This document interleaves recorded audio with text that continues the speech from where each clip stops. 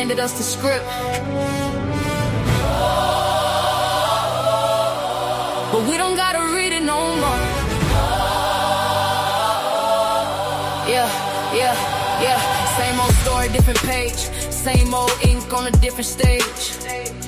Got my own people on the corner, pushing me closer to the edge with rage. Willie Lynch probably laughing in his grave, seeing centuries later we still enslaved. House divided, envy contagious, the blueprint still working. Ain't that outrageous? Yeah, stack the odds, casino game. Bet against ourselves just to chase some fame. Another brother falls, everybody crying. Last week behind closed doors, they was quietly plotting, trying to dim his light cause his future too bright. Crabs in the bucket pulling down every flight. Generational wounds pass hand to hand, fighting each other instead of the man with the plan. Iron chains became gold links, different metal, same prison when nobody thinks. Freedom ain't jewelry, freedom is soul. Can't buy liberation if your spirit been sold. We just echoes in the barrel, spinning circles every day. History whispers softly, but we keep looking away. They handed us the script, now we acting every part. Time to break the cycle, time to heal the broken heart. This ain't the dream they marched for, this ain't the future they could see. This whole thing was a setup, it's time we set ourselves free.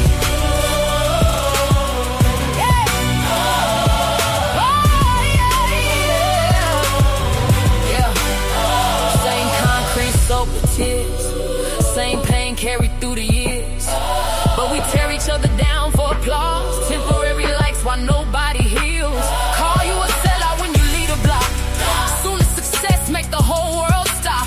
But the real betrayal ain't broke the flight, it's poisoning your people out of envy and spite. You mad cause this watch gleam, mad cause our band gleam. Meanwhile the architects of the cage still counting money behind the scenes. They love the chaos, love the smoke, love watching families lose all hope. Another headline, another mother cry, another generation acting while they dying. The trap ain't poverty, the trap is division. The chains ain't visible, they're built from our decisions. We carry anger in our chests, years of trauma, years of stress, and pass it to our own bloodline. Instead of putting evil to rest, love became weakness, unity became strange, clout became currency. Everybody chained.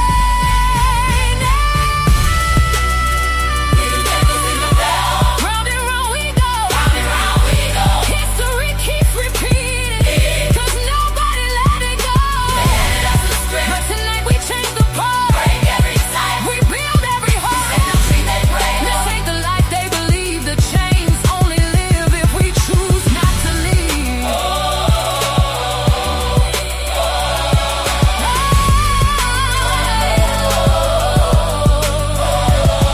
Let the echoes disappear, let the barrel finally break.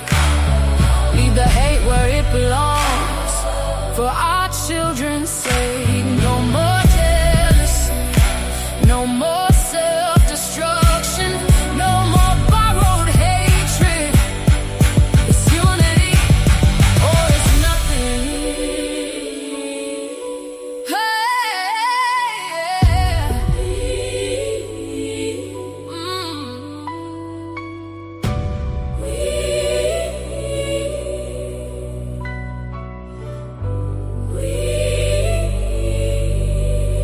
We free,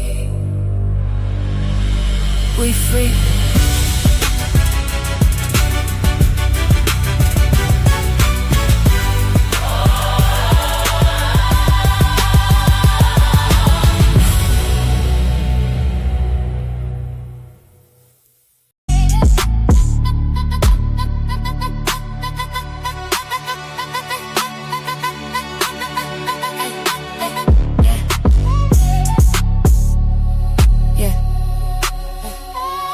Can you feel that?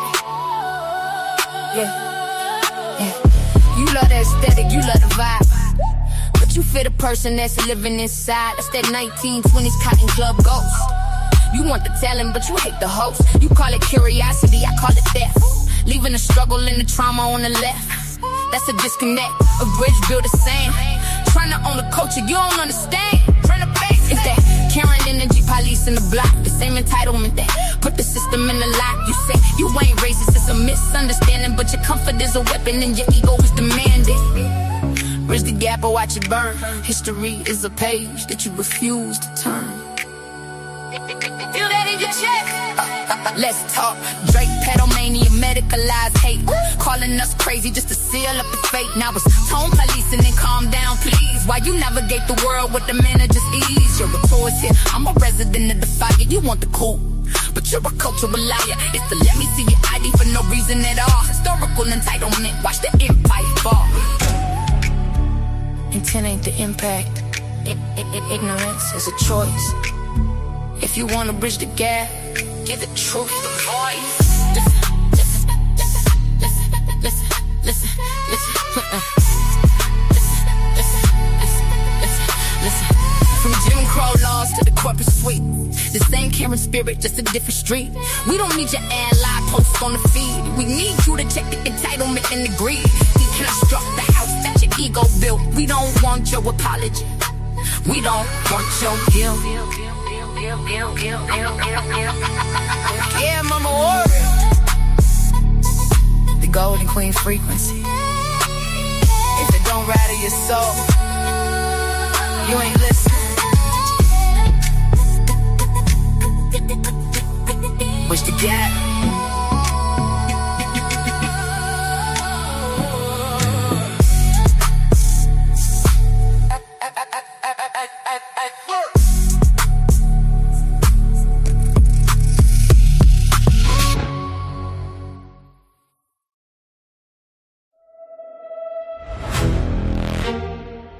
Yeah. Every time, I think we finally figured it out. Somebody let pride walk in. Somebody let ego take the wheel. Damn. We're stronger together.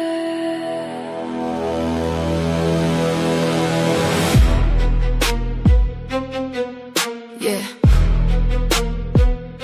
We're stronger together. Yeah. We started with a vision, lift each other high, turn these little channels into reasons people smile. Shared every live stream, dropped each other's names. Now we're acting like we're strangers in the game. Clicks over compassion, views over truth. Everybody chasing numbers, who's chasing the youth? Every week another friendship breaking at the seams. How we building kingdoms if we're tearing up the team? We get so close, I can almost see it.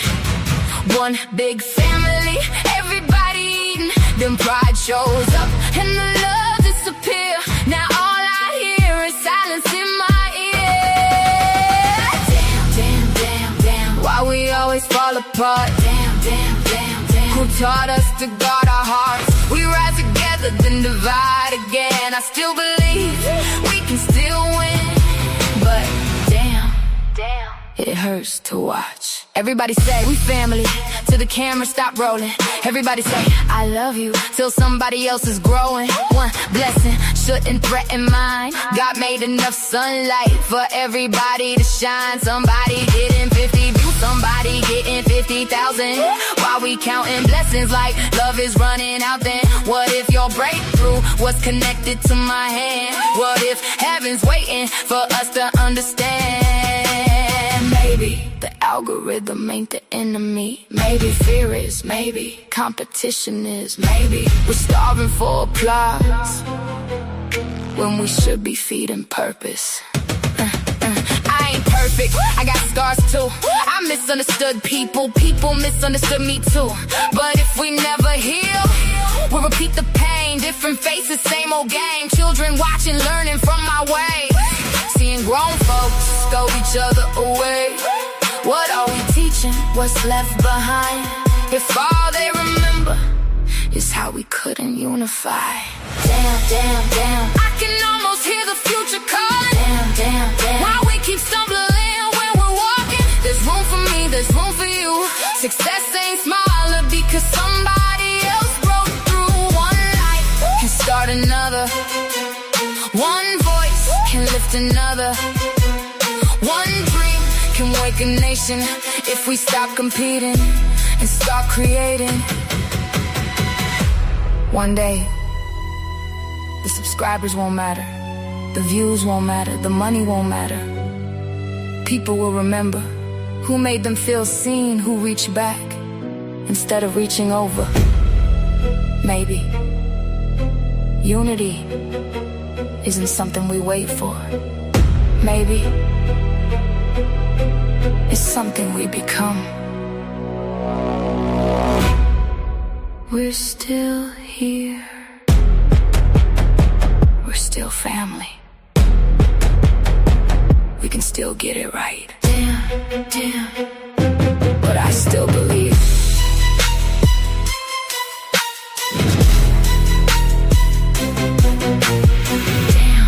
Damn, but I still believe.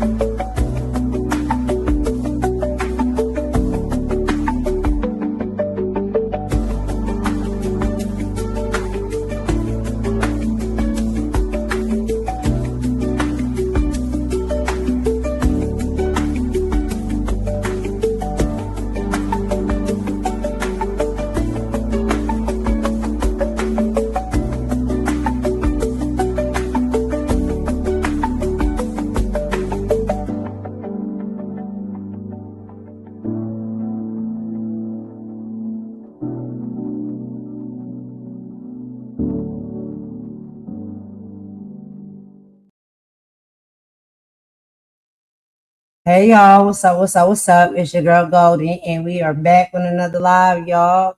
How is you doing? How are you doing? Now it's a little bit later than what we typically come live, and so I apologize, y'all, for being a little bit late in the day, but I had a few things to do earlier. And so it is about 4:39 p.m. here Eastern Time in the United States and the Carolinas. And yes, it's been hot today. The sun has been up. So yeah, I'm in a good mood, child. And I'm inside staying cool. But I thought that the last live that I did in the conversation, that we listened to between the Brat and Judy, and also with Jess Hilarious, sitting down and speaking with Candy Burris. I thought that was a really dope live. And I wanted to do a part two of that. So that's what we'll be doing today, y'all. That's what the content is going to be. But I hope you guys are having an excellent day and whatever respectful times on your end, whether it's morning, evening, afternoon, or night. And yes, my lovely, lovely co-host Imani is on vacation, but she did decide to pull up for just a minute, just to say a few things and whatnot on the live. So I'm so happy for having her here.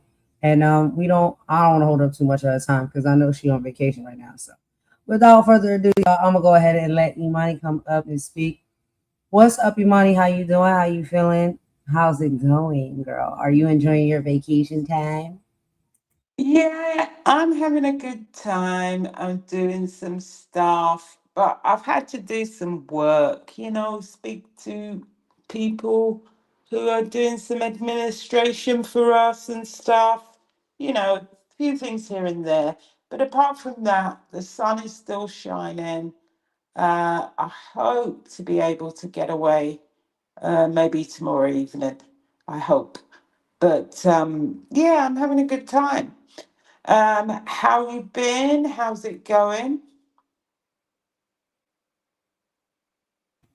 Girl, same old, same old. I'm chasing these dogs around, chasing this child around, and over here kicking it with mama. You know how mama can be, child. She's a hilarious one and a handful to deal with.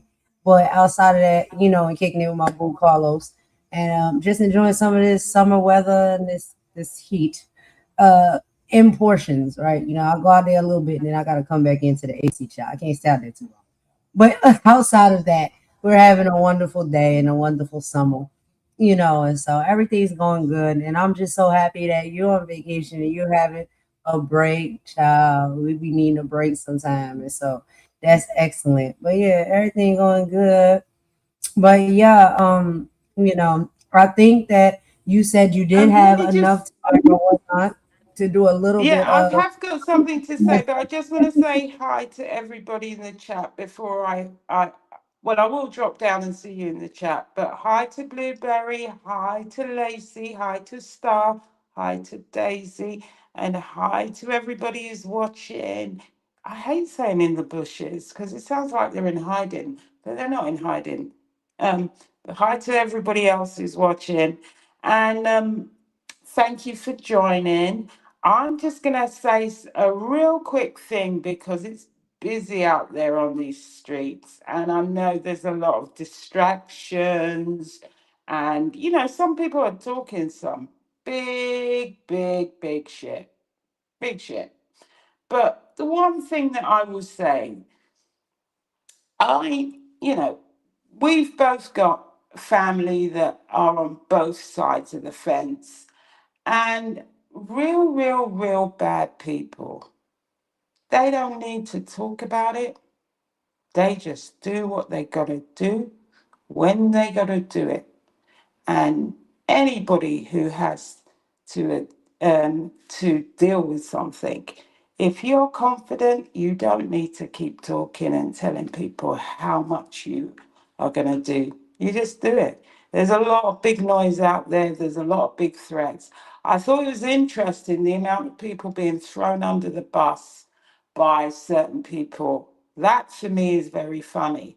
But one of the things that I did remember, I mean, I think we've been hearing this theme throughout this year, is 2026.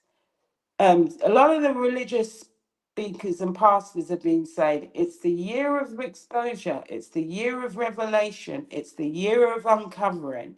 And a lot of people on social media have referred to it as hidden truths, scandals, and misconduct coming to light. And let me tell you, there's going to be some exposure. So all you need to do is get your popcorn ready. Get your popcorn ready and watch the ride. But as apart from that, I just want to keep reiterating the message that we have been living in a world that rewards the loudest voice, the quickest comeback, the most dramatic reactions. And social media in particular can make us feel like we got to answer every accusation, defend ourselves against any lie, and prove our worth to people who have already decided not to see it. But real strength isn't always found in the loudest response, it's found in the discipline to pause, reflect, and choose wisdom over impulse. And let me just say one thing, it is entirely up to us on a personal basis who we choose to support, who we choose to be friends with, who we choose to forgive, and who we choose not to forgive. Those are personal choices, and no one has the right to come out and start talking about why you're supporting A from B, from C, from D. Just like no one has the right to tell anybody who has experienced racism how they should react to it, whether or not they should forgive comments, whether or not they should understand where people are coming from, or whether or not it is racism or not. Because, like I said the other day, I am more bothered about covert racists. I am more bothered about wolves in sheep's clothing. I am more bothered about systemic racism, which affects people financially, it affects people economically, and it affects people in their real friggin' lives, not on a panel, not on someone making a comment that is innocuous that they may not have even realized has the impact it has. I choose, and everybody's entitled to choose what they feel offends them the most, who they choose to forgive, who they choose to accept an explanation from, because we are all part of the human race, but some of us react to triggers differently. Even between myself and Golden, we have different reactions to certain things, and we have the same reactions to certain things. And that goes across races because it's not only the black race, there are other races that are discriminated against. So please, please, all these beacons or leaders or think they're leaders, Martin Luther King and Malcolm X weren't marching about people sitting on panels, sometimes making the most stupid comments. They were marching because people were being unalived and burnt, excuse me, trigger warning, burnt out of their houses and unalived on trees and all sorts of stuff. So miss me with the bullshit virtue signaling crap. There's a lot of stuff going on out there. And this petty virtue signaling from people who think they're beacons of light but are damaging people's lives every day on this app. You need to get a life and have several fucking seats right at the back. I'm sorry about the swearing, people. But anyway, that's my little bit of a rant. But the rest of it is sometimes there's a big difference between silence and surrender. Silence doesn't always mean weakness. Sometimes it means you understand that your piece is too valuable to be traded for an argument. It means you refuse to allow someone else's anger, bitterness, or insecurity to become your identity. It means recognizing that your dignity does not depend on winning every public debate. And I'd just like to say, whoever feels upset at those other things, they are entitled to it.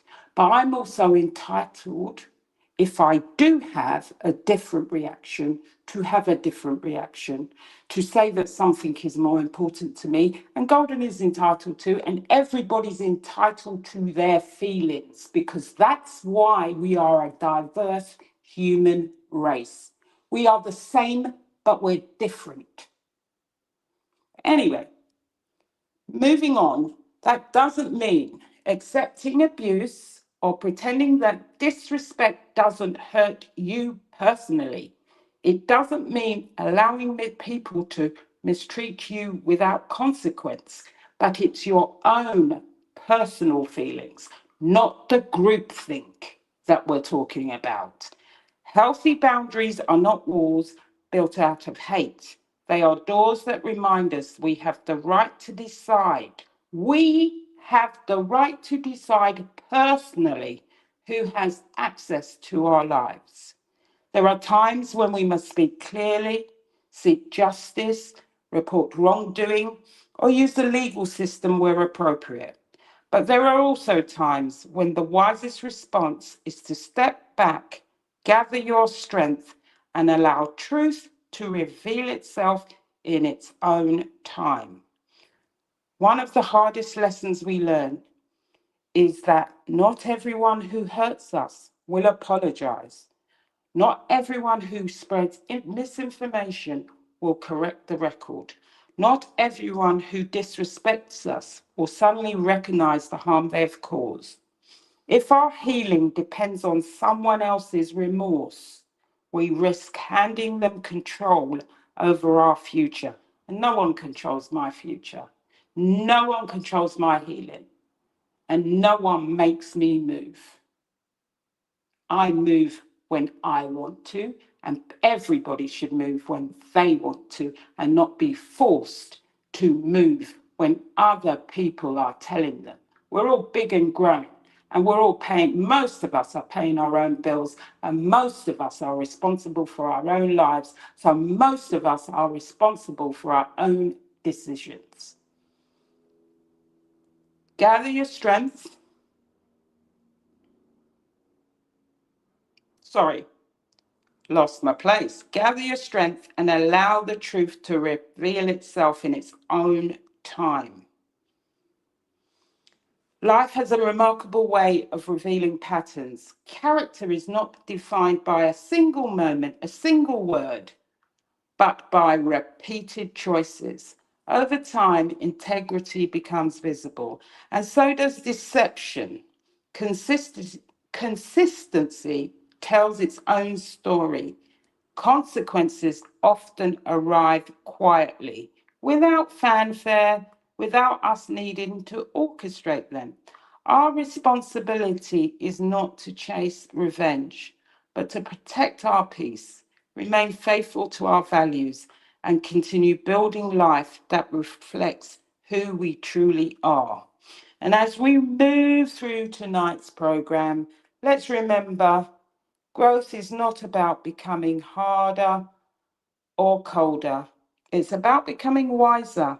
It's about learning when to speak, when to listen, when to walk away, and when to stand firm. It's about refusing to let someone else's actions determine the quality of our own character. So, wherever you are tonight, if you've been carrying the weight of misunderstanding, criticism, or disrespect, I hope this conversation reminds you of something important. Your worth is not decided by the loudest voices in the room. Your peace is worth protecting. Your boundaries deserve to be respected. And your future is far too valuable to be held hostage by some toxic bitch's behavior. Not really, it said by someone else's behavior. That's it for me. All right, Imani, thank you so much for that great housekeeping and also just that great information, and I know that was poured out from like your heart, your experiences, and things of that nature. And you really meant what you said in a heartfelt way. And I really do agree with majority of everything that you said, basically. Um, and when it comes to having these conversations, we know that when we took on the task to bring these type of conversations to the forefront, that we knew it wasn't going to be easy. We knew we have to go through sometimes some hills and valleys, because these are taboo conversations. Everybody doesn't want to have them, and totality the way they need to be had, so we can get to the other side. And so sometimes there will be a little bit of friction and disagreement, misunderstanding, and things of that nature as well. But as far for my housekeeping, I really just want to, piggyback off of a lot that you were saying and a lot of the conversation that me and you always have. I really respect your perspective and the way you approach these heavy topics. And when having a conversation with you, it had me thinking about the wider conversations that we're having in the Black community right now. So, as y'all all know, and it's very clear, this may be questionable because of some of the things I do, but I am somewhat of an activist spirit. And what typically comes first for me is the race that I have to sometimes majorly speak up for and fight for because of all of the injustices that comes when it comes to my race. So if somebody, may call me or see me as a black activist, it's okay because I stand proudly for my people, our rights, our freedom, and fairness. I love being black. I love our culture.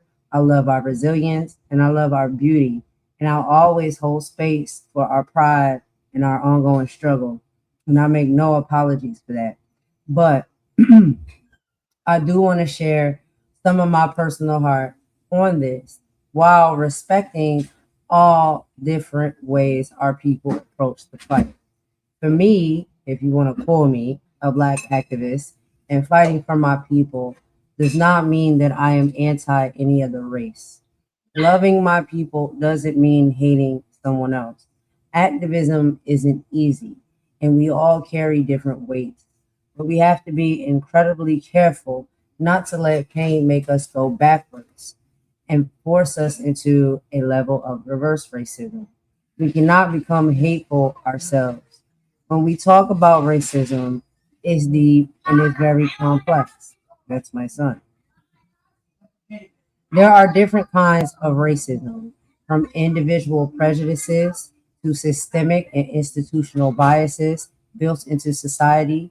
And because of that, we all have completely different experiences with it. The trauma and the lived experiences across our community vary, and everyone's approach to healing and fighting back comes from a different place of hurt or understanding. But looking at it through my own lens, I always think about our history. Look at the Underground Railroad and Harriet Tubman.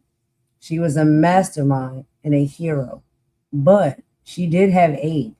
At that time, there were Caucasian people and white people who risked everything to assist and harbor slaves to get them to freedom.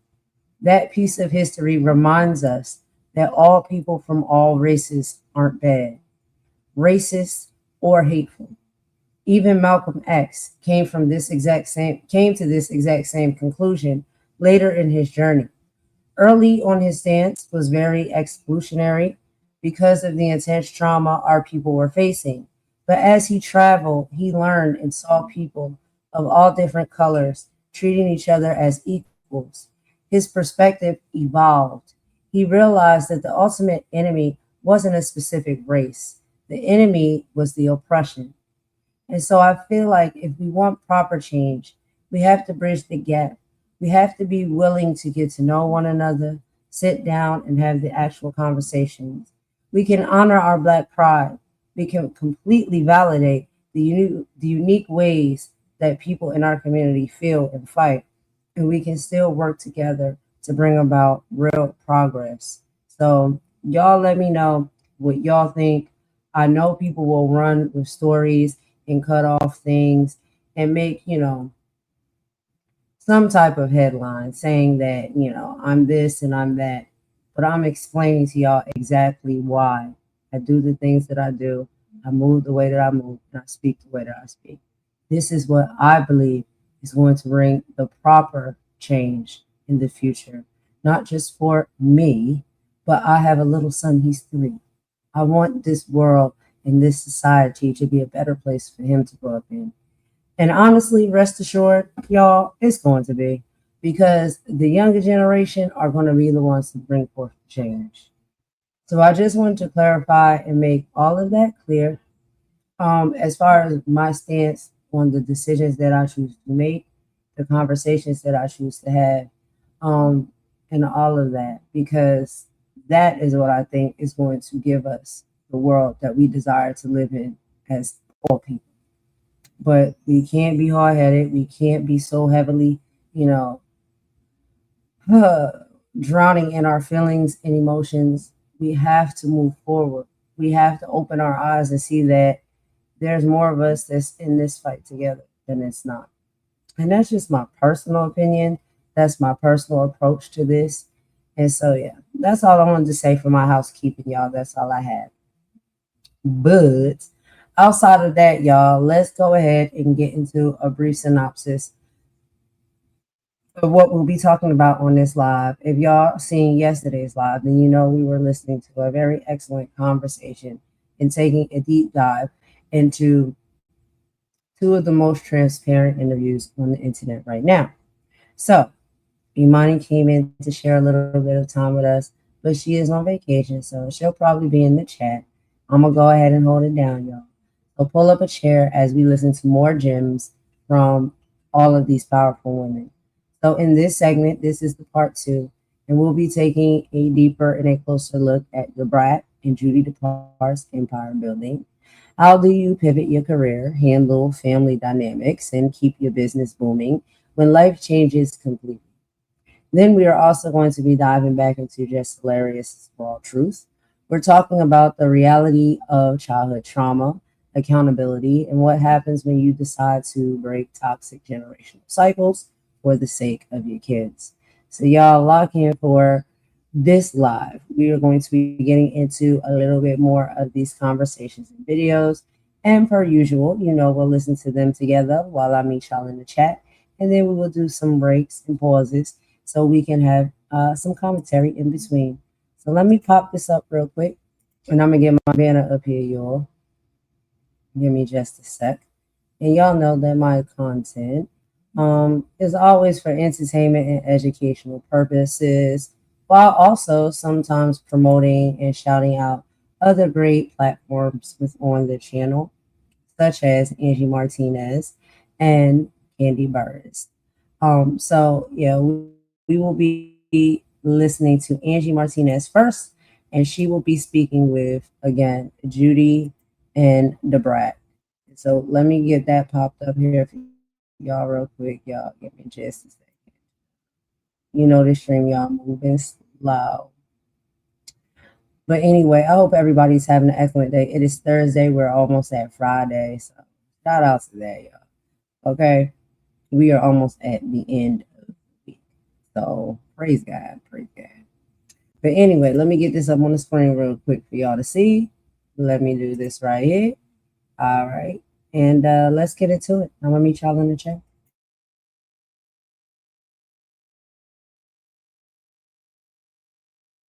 About the complexion of your baby, about the color of your baby. Girl, I don't give a fuck about what she is the one that gave a fuck. I don't give a fuck about what them people say. We had to make a decision. So it wasn't that I gave a fuck. I think the missing thing in the storyline was what actually happened. What actually happened, you have to do genetic testing. Mm-hmm. And when you do genetic testing, it shows all of the things that I am a carrier of. And so when it showed all of the things that I'm a carrier of, and we put that in the sperm banks thing, the registrants for Black people went to 0. It did. Wow. People don't realize that Black men don't donate as much sperm as the rest of the races. So our chances of getting a Black donor heightened our chances of our baby having an illness. So it was like there was no choice.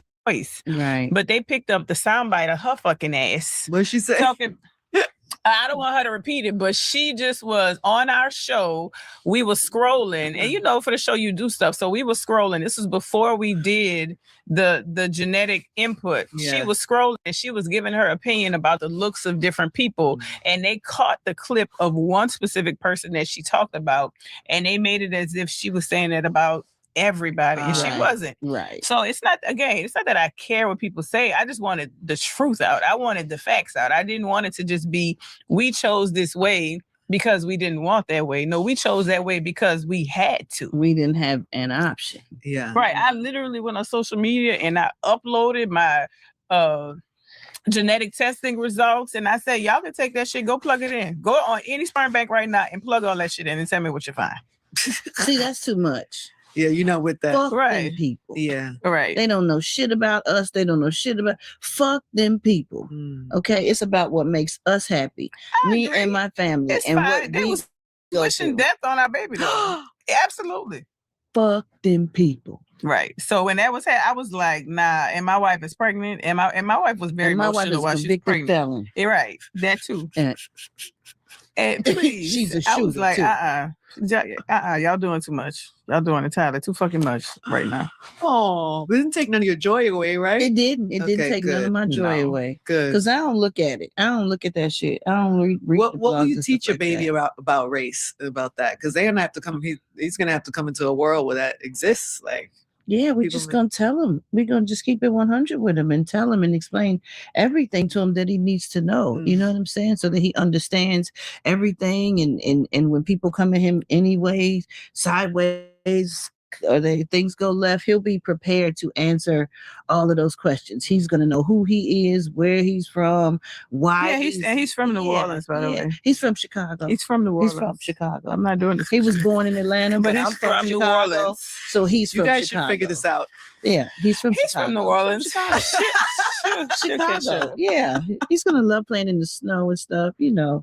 Chicago. And he's gonna eat crawfish. No, the fuck he not. Yes, he is. I don't want him eating them little animals. He's gonna love crawfish. It's too much work you have to do to I'm and then get you it out suck for the ass of an animal. It's not the ass. That's the head. You got to take the guts out, the claws, and all this stuff, and then go for the littlest piece of fucking meat that don't even satisfy your appetite. All right. At least get a crab leg.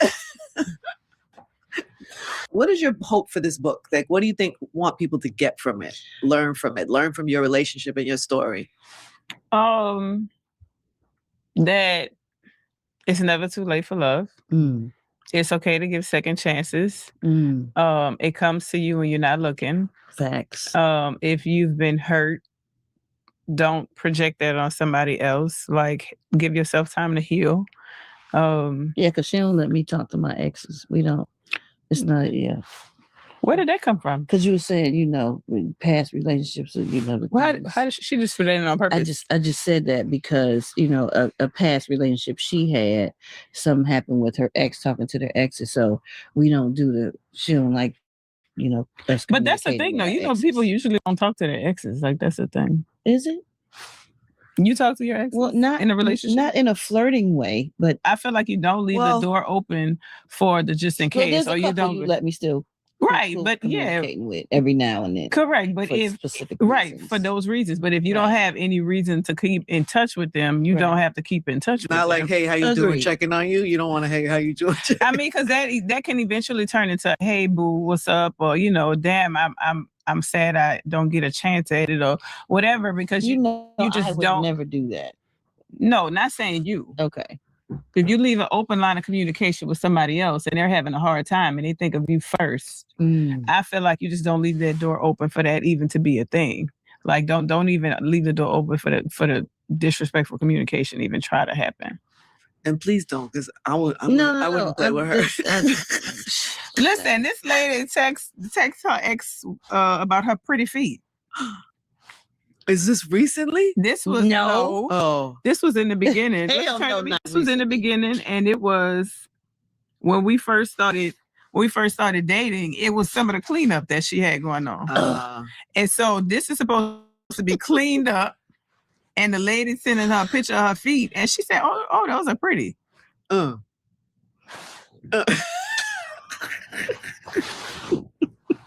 What is this? I thought this was done. Well, because my first thing was, why are you even still talking to her? And I see, because this is a recent ex. Then why are y'all still talking? What y'all got to talk about? What is that to talk about? Her feet? Oh no, absolutely not. This is why you can't. This is why you can't talk to nobody. Okay, just don't talk to nobody. We have each other's. We have the same PIN numbers across all of our phones. Do you have like an open? There's nothing to hide. Absolutely. Oh yeah, we have my passcode is her passcode. So yes. Now that still is privacy though, right? So my birthday is coming up, right?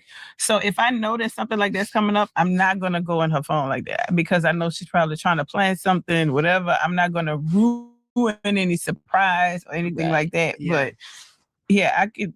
But if you need to make a call and her phone is there, you pick up her phone. Absolutely. Or even if I wanted to go and I wanted Instagram or any of that. Right. Because she do social media sometime, but not like that. So I'll be going in there fun doing the shit.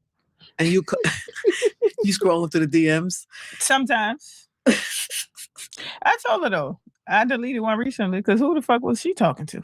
I wasn't talking to them. No, not you. I'm talking to the person that I was going to say. Trying to talk to you. Look in my DMs. Like what? I'll look in them like if I don't have a person's number that's a celebrity or my friend, and to communicate to them through there and be like, hey, no, I know, number. But I look through her DM. Today's show is brought to you by our presenting sponsor, Hard Rock Bet, Florida Sports Book.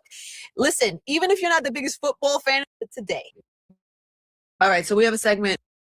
It's a voice note. It's either a question or a comment, usually from a listener of the podcast. So who is this person? Do we have a name? Tiara. So this is for you, guys. Okay. Hi, Brat and Judy. My partner and I want to start a business together, but I'm scared that if we break up, then everything might fall apart. I don't want the relationship to cost us success, and I don't want success to cost us the relationship. How do you decide if it's worth the risk to go into business with your partner?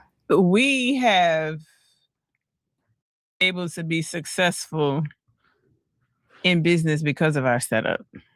And that's because, like, in the house, so she loves the domesticated side of it, right? She loves, like, I don't have to take out the trash. I don't have to wash any dishes.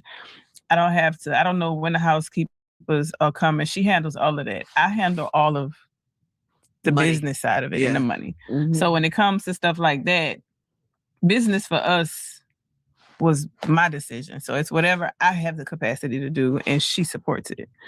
So even when it comes down to her hair collection, I I brought the stuff to her. I brought a finished product to her. I brought a finished idea to her, let her do her input, but I carry the load of what that looks like. When it came to the book, even down to, hey, we should do the tour, all of that, she's going to show up, but she's not doing the logistics. She's not doing none of that. So I'm saying that to say, because I've also had a business with somebody in the past as well. And it don't always work successful like this one. I think the only reason it works successful this time is because she lets me lead it, and I like to do it. So I think the struggle that happens in relationships is a person might feel like they don't want to spend this much on this, or they don't want to have to do this kind of work, or they don't want to have to do, because even down to her, when it came to the tour, she said, "We doing what? You want me to be away from my son for how long?" Oh. So I don't think it's. All right, y'all. So we're gonna stop it right there and take a quick commentary break. But I just love the Brat and Judy. I think they're so cute to me. Like I love the dynamic of their relationship, and we can clearly see, how they talking and stuff. You can see like they didn't been through their ups and downs. They've tried to figure it out. They've tried to get it right, and they finally have. And that's excellent. Like in all relationships, that's the goal, right? And one of the things he's talking about, and majority within this segment, is like how do you mix business with relationship? Like how does that work? And one of the things that I guess I can attest to, or I feel like about myself, is that I've just always felt like I don't never have to be like the Beyonce of the group. I don't have to be the lead singer. I don't have to be in the front. I don't have to be seen. I'm very good with like just taking the back seat, right? And a lot of times, like taking the back seat may mean like you're not the face of the company. You may be doing things behind the scenes and whatnot as a team, or working as a group and things like that. And I think that once you find that proper balance and you remove the ego and you understand each other's strengths and weaknesses, I think it can be easily done, despite the fact that you're in a relationship, because when work is done, you cut off the work and now we in relationship mode. When you're doing work, sometimes work does require, more hours in the day. But as Judy was saying, is like she's that type of girl. She's like, yeah, I know, what it takes, and I like it. I like being on the business side of things. I'll handle all of that. I got it, no problem. It's easy. I'm gonna be right back to you. The brat seemed like I ain't doing all of that. What you talking about? So that's when I feel like when you really get to know your partner, whether it's, you're in a business with your romantic partner, or you're in a business with just a friend, or, doing a partnership or something like that. You have to know each other. You have to know each other's strengths and weaknesses. You have to know what somebody is good at, what the other person is good at, and you play off of that. And you allow people's, strengths to thrive. Like what they're best at, that'll be their role in the partnership or the business. And what the other person is best at, that'll be their role in their partnership in the business or whatever it may be. And like I said, if it's business stays on the business table for majority of the time. A lot of the time when you're an entrepreneur, that's hard, sometimes because you got to take calls at all hours and, you're doing things majority of the day. But you find that happy, healthy balance so you still can have, a healthy relationship even when you're doing business with your partner. So I think that's dope. I think that's great advice that they're giving. And I think a lot of people can learn from that because there are, like partners or whatnot that want to go into business with one another, whether, whatever type of sexuality. It doesn't matter. You can be two women, two men, man and a woman, whatever. And they may want like because you trust that person, right? So who better to go into business with than the person that you trust and you lay with and you love? So I think they have a lot of great advice that they're bringing to the table when it comes to giving information on how to navigate that space. But what basically they were saying, and I'll reiterate again, is just you just gotta know your partner, you gotta know your friend, whoever, well, and know each other's strengths and weaknesses when it comes to business promotion, things of that nature. And let people do what they do well. You know, don't feel as though you have to be, you know, the Beyonce of the group. You don't have to always be the Beyonce of the group. You could just sit back and be the background singer. You could be, you know what I mean? And it's not to say that in Destiny's Child that Kelly and Michelle did not hold equal weight that Beyonce did. I'm not saying. I'm just saying like you don't always have to be the lead singer. So a lot of time y'all see, and I've heard these things being said multiple times when it comes to my platform, that I sit on my platform and I let people take it over, and you know, they take it over. That's all I've heard, basically. Or you know, like they're doing too much. It's because we have conversations. I have no issue with that because I don't have to be the Beyonce of the group. Just because I have the channel, it doesn't mean that I have to be the lead singer all the time. Can I hold it down by myself? Yeah, I can hold it down by myself. But when I see people who have like a skill set, when I see people who have a personality, and I love that. That's the thing about me. Like I like to put people up. I like to put people on. I like to encourage people to be who they are and bring like the greatness that I see in them to the forefront for everybody else to see and share. That's the type of person that I am. So I'm not having to be like, this is my channel and you're taking over my channel. No, I'm not. I'm really not that type of person. I'll just sit back and kick back and let my friends do what they gonna do. Cause I feel like that's just how I am. Like, yo, you have a gift, you have a talent. You know what I'm saying? And I want people to see it. And if this is the platform for you to be able to showcase it, I want you to. I want that. You know what I'm saying? Like I want that for others. So it's pretty interesting that they talking about that because yeah, like I've heard a lot of people, you know, people will say whatever they're gonna say, child, you know, when they don't like you, they got an issue with you or whatever, or they want to pick apart what it is you got going on. And it's just like, don't talk about how I do my thing over here. I know exactly how I do my thing over here. And I do it the way I want to do it because I desire to do so. So, you know, all of those talks and stuff. But anyway, y'all, let's get back into some more of this video. And I will meet y'all in the chat. Y'all let me know if y'all like this conversation, if you're getting anything from it, if it's, you know, resonating with you or whatnot. And then yeah, we'll play a little bit more and then we'll probably take a song break after this. So let's get back into it. It's a bad idea. I can tell you that it's very risky. It is risky, and right? I would never because I don't sell people dreams. I'm very transparent. I was only worked because of our setup. Because you have clear roles. Correct. She's willing to do it. Just don't make her do the logistics. Yeah. As long as I'm carrying the logistics, and that works for us. Because I've never had to do all of that shit. Yeah. I just gotta do what I gotta do. Because you're an artist. I'm an right, artist. right, You know? exactly. Since a kid. I know that. I don't handle the finances. I don't handle none of that shit. What's a routing number? Like, that's the thing. See, because she hasn't ever had to do that. Yeah. So it actually works for you guys. Correct. Because you don't have to compromise how you do it. Correct. You can just handle it. Right. Right. And then if I ever have an issue or questions, I didn't call the person that handles her stuff. Right. Yeah. Thanks for your question, by the way, Tiara. But you also said this, you said even as a married couple, when you're collaborating on business, that it's important to keep paperwork in order. Correct. What does that mean? So when we did her Kaleidoscope out of Brat My Line. Right, her collection for braids and locks. I made sure she had a licensing deal. Right. Even though I didn't want one because I felt like whatever she makes, whatever I make, it's all together anyway. No, I wanted her to have her specific income off of that. I wanted to make sure that every single thing that we sold with her face and her likeness on it, she got residual. She got money off of it. Whether because you know the company, we're married, but the company is I don't want her to feel like she's obligated to have to give me anything. You know, so this is by the book.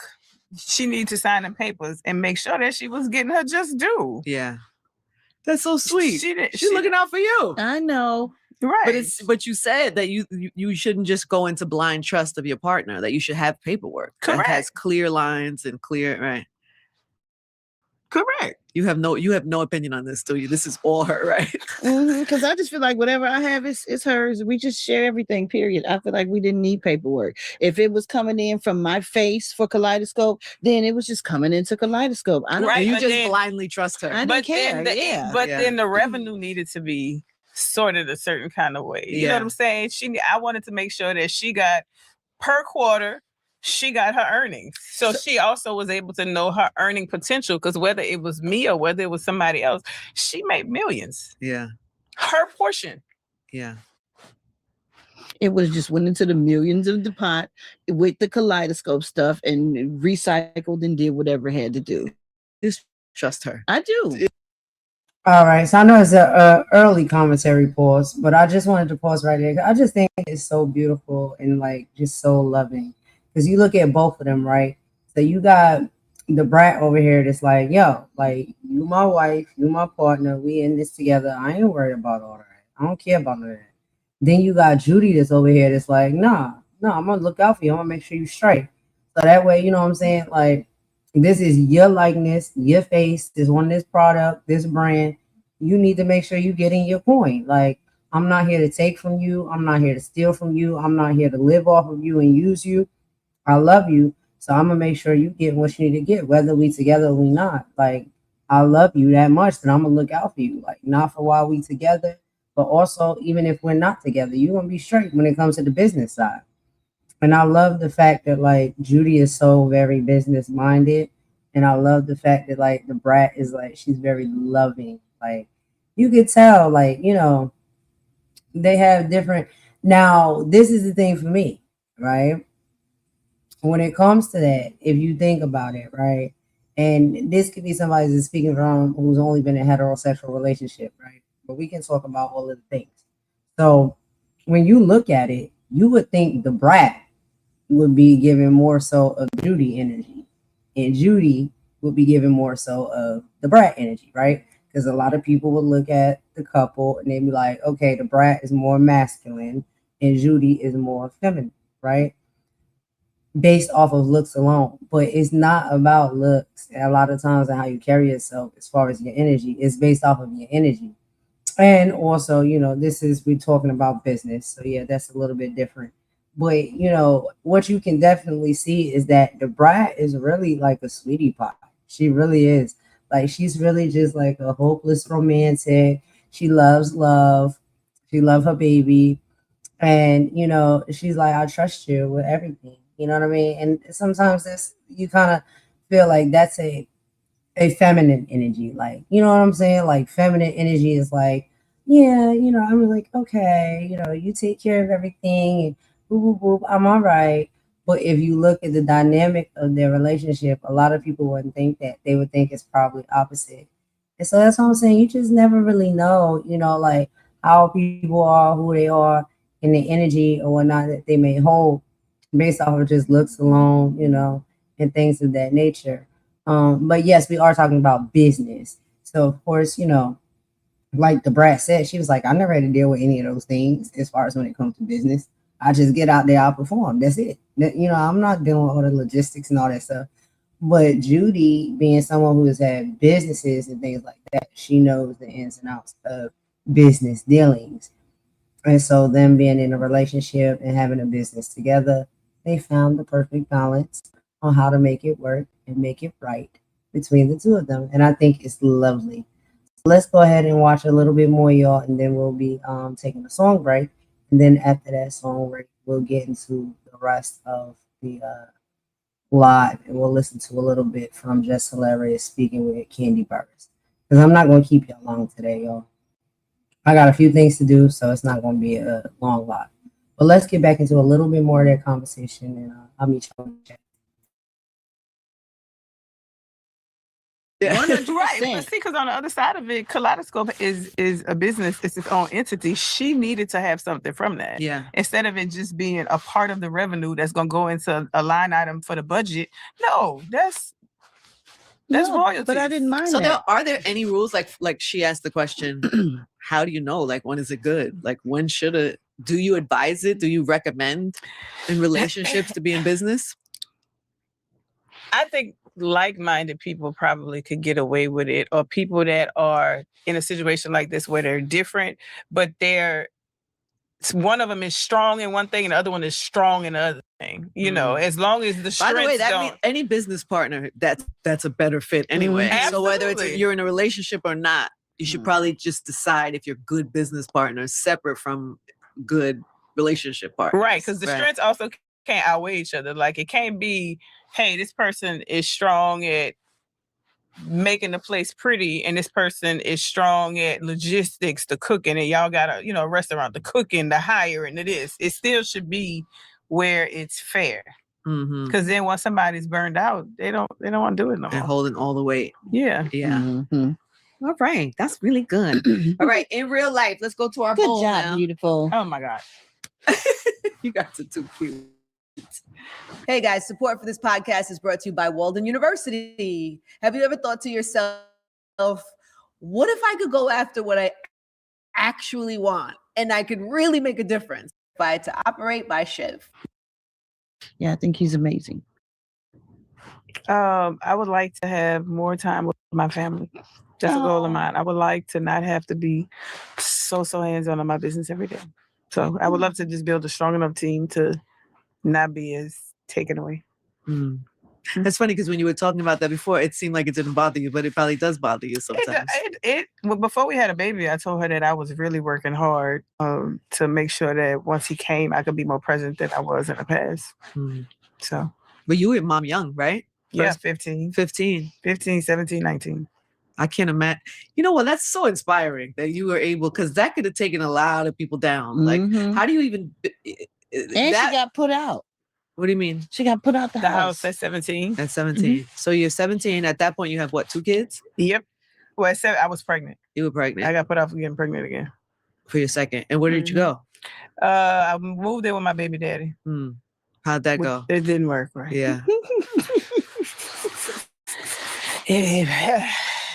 It didn't work, but I mean, it wasn't supposed to. Yeah, right. So, it wasn't supposed to. I believe that. Yeah, it wasn't supposed to.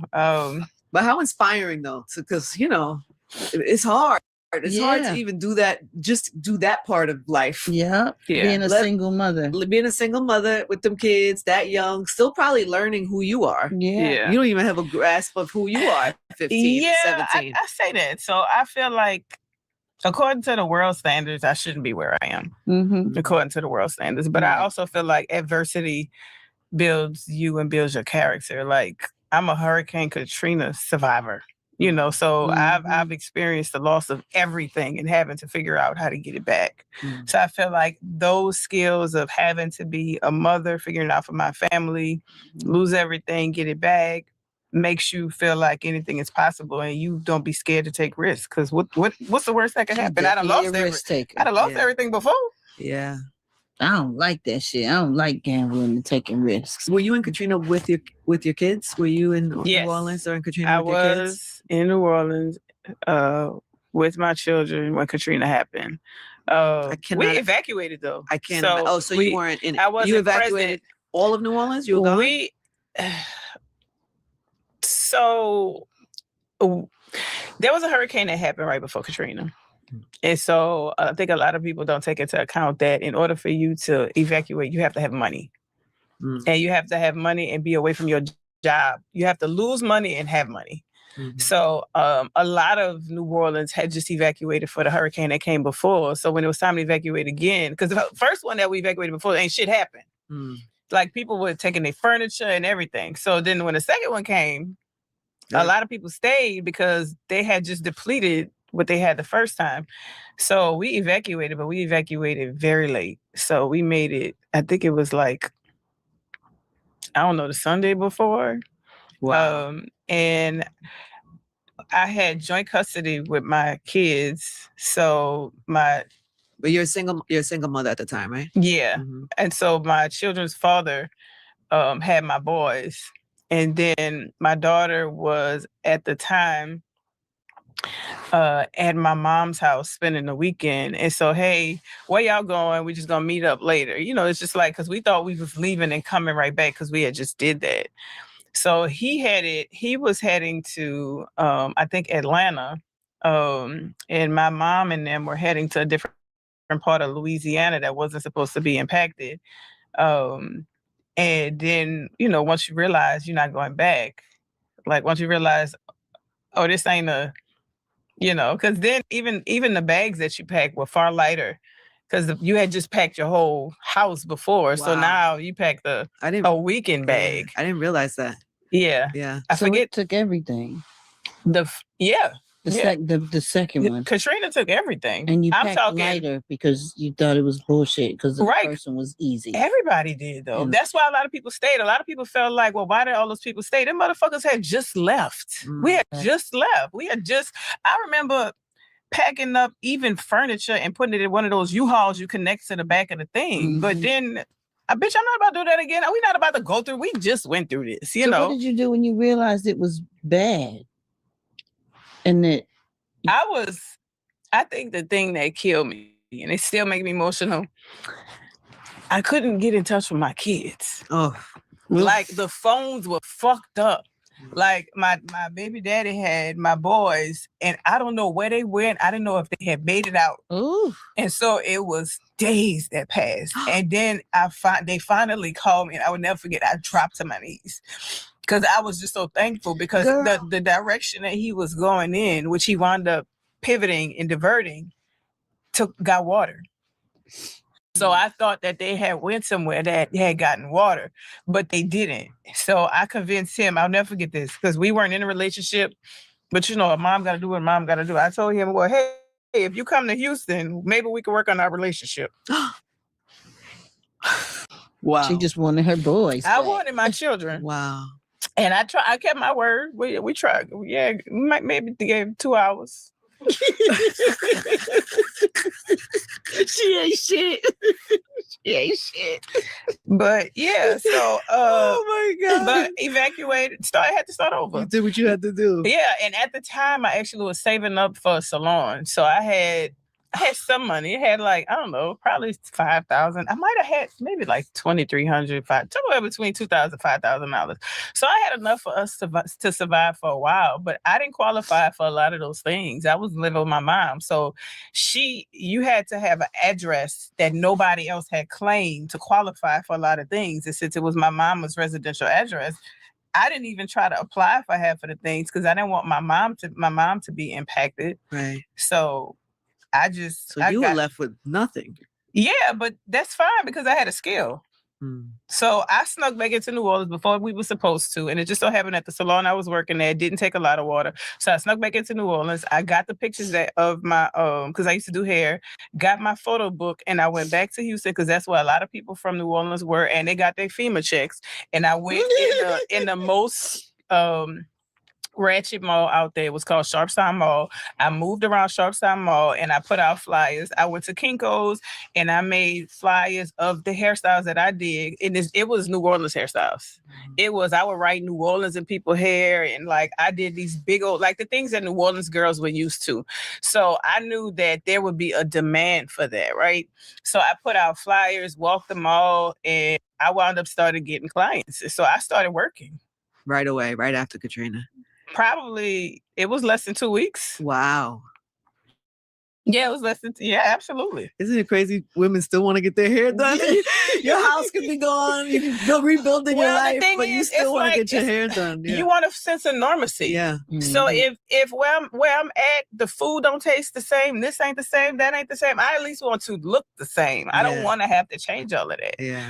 So I was able to get clients, and then eventually people started going back to New Orleans, and the girls in New Orleans were needing me more than the girls in Houston. So I was traveling to New Orleans and staying there for 3 or 4 days. And then I was just like, I need to go back because this don't make no sense to stay out here. And they need me more out there. And eventually I went back. Wow. So, but I said, surviving, losing everything makes you feel like anything is possible. And you don't be scared to take a risk. Oh, that's good. Because a lot of people's fear is what stops them from trying their dreams, pushing past their boundaries. Right. Like you have, it's almost like you have to have a traumatic experience of losing everything to know that it's not that scary. So after you've been through something like that, and it's not just Hurricane Katrina survivors, but anybody that's, because I think, did New York have something where there was like some water or something? Or yeah, we've had storms and so we had 9/11. We had 9/11. Exactly. So when you lose everything, yeah, you just know that you have to rebuild your life. Yeah. And it's not that it's impossible. Yeah. You just do it. Yeah. You don't stop. No wonder you loved her. See, can't you see what you do to me? Oh my God. Yes. She started talking that shit right there. You were like, oh my God. Yeah. I love her. I love her. I love her from her toenails to her hair follicles. I want her to do everything in life that she wants to do, though. I think that's the thing that we haven't aligned on. Like when we first started doing life, and I'm like, hey, this is going to be, it's going to be a ride. It's going to be a roller coaster. If there's anything you want in life, I feel like you can attain it. So as I'm doing my goals, I'm like, well, what does she want? Let's make sure that we, and she just like, whatever you like. I hate when you do that shit. You make me feel like the bitch from Coming to America. Whatever you like. No, that's everything, whether that's vacation. Even down to what kind of business. Like I was like, do you want a restaurant? Like, what do you like? You have income coming in. You have things we could be doing. What do you want to do? I don't care. What do you want? And she just I live my life every day for that day. I don't, whatever she want to do, I'll do. I want to do whatever she want to eat. I'll eat. I eat everything. I don't care. Like if she wants to go somewhere, I've been everywhere. I'm an artist. I've been to London, Paris, Antigua, Japan, Africa, all of that shit. There's nothing that I want to do in life. Like I don't have a bucket list. I want to jump out of a plane. I don't want to go to the whoever. Like I've done all of that. I just want to be a great wife and a great mommy and be with my family. And whatever my wife wants to do that she hasn't done, I want to do that with her. Like I don't care about things like that. Like there's nothing that I want to do or no place I want to go. Like, oh, it's beautiful. Dad, I want to go there. I don't care about that. I've been every fucking where. But if she wants to go. I'm going with her. And I want to make her have a good time. Come on, guys. What? That's so cute. And like she be wanting me to say what I'm like, I don't care what we eat. She be like, make a decision. Like, okay, let's eat oxtails. Fuck it. I don't know. And then she might not want oxtails. That's why I said you decide. No, but if you say oxtails, I eat it. I know. What are you two gonna be like? Lord willing, gives you a long, full life. Like, what are you two as older women gonna be like? She is gonna be looking out the window every day at our neighbors, wondering what they're doing. Am I a nosy bitch? No, you're not nosy. Because she cares about everybody, and not like nosy, but she cares.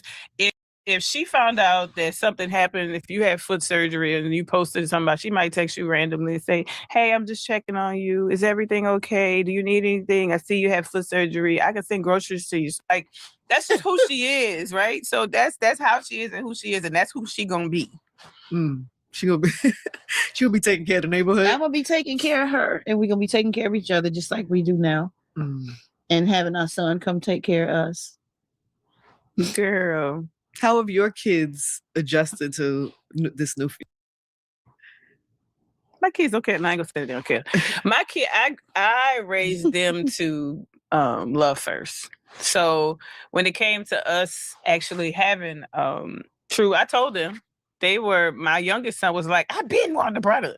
And I'm like, okay, well now you get one. But a long time ago. I'm like, all right, whatever. But they don't, they love him, but they don't, I feel like this generation of kids right now at that age, I have a 27, 25, 26. I feel like something like that. I feel like it's three of them and they somewhere now. Yeah. I feel they do their own thing. Like right. They have their own lives. Right. One of them live with us. And we don't. And one of them we see them sometimes. Right. Her daughter lives in New Orleans with her grandbaby. Because they grown. They all grown. Yeah. Yep. We have a grandbaby. I have a grandbaby, and her and True play together like. That's funny. And they best friends. What, she's 5? And she's 5. And he's her uncle. Right. But they run around the house and they just have a ball. I'm talking about yes. they fall asleep with each other, and That's Yes. and amazing. it makes her cry and want to have another baby It's when it's time amazing. for my grandbaby to go. But yeah, they love him. They Get on my nerves. In real life, what are you most proud of about yourselves and each other? About myself. The thing that I'm most All right, guys. So we're gonna go ahead and stop it right there. We're gonna take a quick song break. After we come from the song break, I'll give y'all a little bit of commentary about what I think. But y'all pretty much see. I just think it's so sweet and so beautiful. Like they have a good relationship. You know what I mean? And relationships can come in all different shapes and forms and be in all different ways. But it's just about, does it work? Does it rock?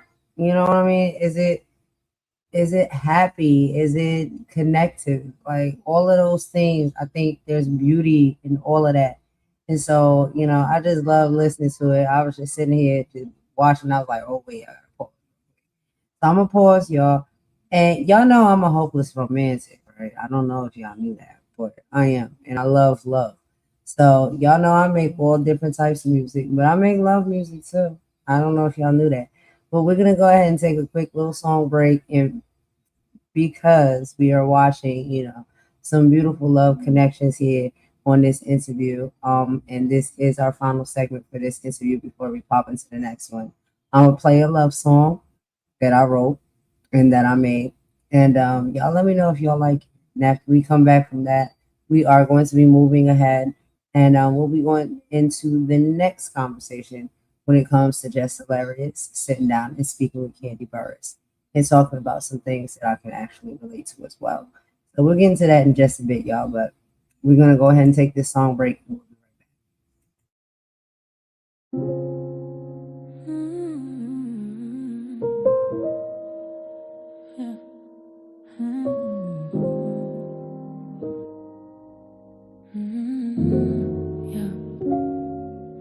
We don't need the lights down low to feel the spark. We don't need a crowded room to hide the dark. I'm messy in the morning, you're quiet when you're sad, but I take our quiet over any good I've had. It's not about the skin on skin or the rush of the night. Not tonight. It's about the way you look at me in the harsh morning light. I'm a little bit broken, you're a little bit afraid. We're a beautiful mess that we both chose to make. No pressure, no acting, baby. No roles we gotta play. You just gotta love me. That's all I ever need. Beyond the touch, beyond the rush, just let our spirits breathe. We're perfectly imperfect, two stars in a different sky. But when we're just being, I don't even have to try. You don't have to hold me to hold my heart in place. You just gotta love me in this sacred, simple space.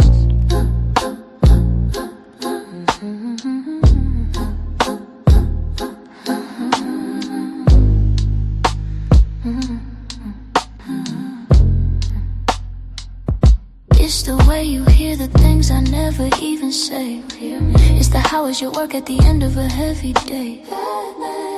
We could sit in total silence for 1,000 years or two, and I still feel the rhythm of my soul leaning into you. Understanding is a language that we speak without a sound. We're building up a kingdom with our feet right on the ground. Unconditional, unconditional snow. It's a heavy word to hold, so heavy. But with you it's light as air, it's worth more than gold. Strip away the layers, take the physical away. Take it all, and the core of us is solid,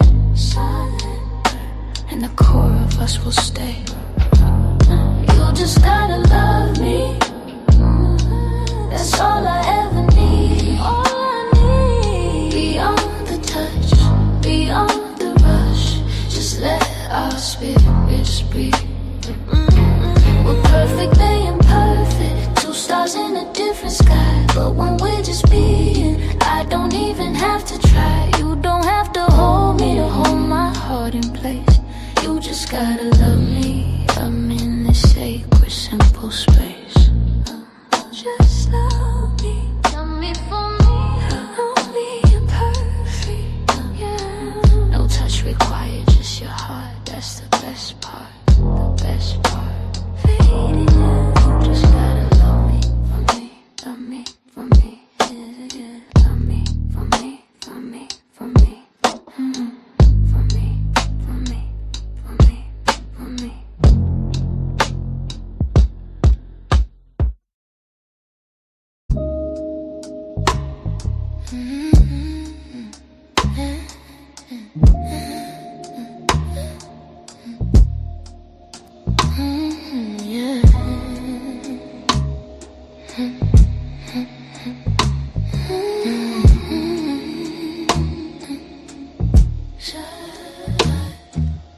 We don't need the lights down low to feel the spark. No, no. We don't need a crowded room to hide the dark. I'm messy in the morning. Yeah, you're quiet when you're sad. But I take all quiet over any good I've had. It's not about the skin on skin or the rush of the night. Not tonight. It's about the way you look at me in the harsh morning light. I'm a little bit broken, you're a little bit frayed. We're a beautiful mess that we both chose to make. No pressure, no acting, baby. You just gotta love me. That's all I ever need. Beyond the touch, beyond the rush, just let our spirits breathe. We're perfectly imperfect, two stars in a different sky. But when we're just being, I don't even have to try. You don't have to hold me to hold my heart in place. You just gotta love me in this sacred, simple space. It's the way you hear the things I never even say. You hear me? It's the how was your word at the end of a heavy day. That's what matters. We could sit in total silence for 1,000 years or 2,000 years or two, and I still feel the rhythm of my soul leaning into you. Understanding is a language that we speak without a sound. We're building up a kingdom with our feet right on the ground. Unconditional, it's a heavy word to hold. So hey, but with you it's light as air. It's worth more than gold. Strip away the layers, take the physical away. Take it up, and the core of us is solid, and the core of us will stay. You just gotta love me. That's all I ever need. Beyond the touch, beyond the rush, just let our spirits breathe. We're perfectly imperfect, two stars in a different sky. But when we're just being, I don't even have to try. You don't have to hold me to hold my heart in place. You just gotta love me in the sacred, simple space. Just love me for me, perfectly imperfect, yeah. No touch required, just your heart. That's the best part. That's the best part. Best part. You just gotta love me, own me.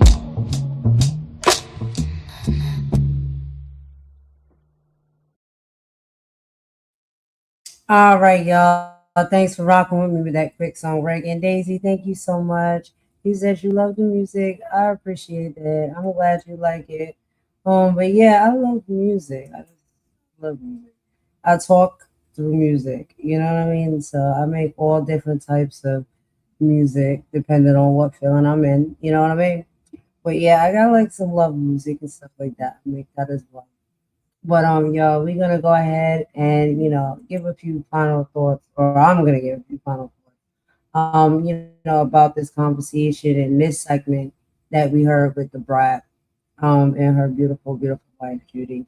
But yeah, the brat talked about how she had a guard up for years to survive the music industry, but true love required her to drop to, the tough persona. The survival skills that protect you in the streets or in tough environments, you know, aspects sometimes will sometimes block you from receiving real love and partnership. And true maturity is knowing when it's safe to take that armor off. And that's what she was able to do. And, they have a wonderful relationship. But they also talked about protecting the brand while protecting the peace. So Judy and Brad, showed us that you can build massive multi-million-dollar businesses, but your peace of mind is still the highest value asset. If an association, a family member, or a business deal threatens the peace of your household, you may sometimes have to pivot. You know what I mean? And so they had an excellent conversation when it comes to how they juggle all of that between the two of them, being in a relationship, but also sharing a business partnership as well. But y'all, we're gonna go ahead and get into the second part of this live, and we're gonna be hearing a little bit more from Jess Hilarious, sitting on the Speak On It podcast and platform with Candy Burris. And she goes deeper into, her childhood, growing up in Baltimore, and the mistakes she made along the way. She doesn't hold back on her own past. She talks about accountability. She talks about stealing when she was younger, and the environment that shaped her. But the beautiful part of this segment is her explaining how she used those hard lessons to ensure her son doesn't have to fight the same battles that she did. And that is usually what it's always about, y'all. And that's something that, I'm fighting for and fighting with every day. I don't want my son to have the same experiences that I had. I don't want him to grow up in the same world that I grew up in. So I do fight tooth and nail very hard to see a better tomorrow than yesterday. And I do it for my son now because I have one. But yeah, so Jess is gonna openly, talk about her flaws and where she came from. She doesn't hide her past mistakes, and because mistakes are exactly what taught her how to survive and grow. Accountability isn't just about beating yourself up. It's about looking at your history, learning the lesson, and choosing to move differently today. Your past is a teacher, not a life sentence. All right. And so the blueprint for changing the narrative. Growing up in environments or inner cities teach you to move with aggression and to survive. But just shows us that you can acknowledge that trauma without passing it down to the next generation, right? We've been through it, but it don't mean our babies gotta go through it just because we've been through it. Breaking a generational curse means stop letting the hard things that happen to you dictate how you treat the people who you love. So, y'all, let me go ahead and get this next part of the interview popped up on the screen. Let's listen to this together, and I'm going to meet y'all in the chat.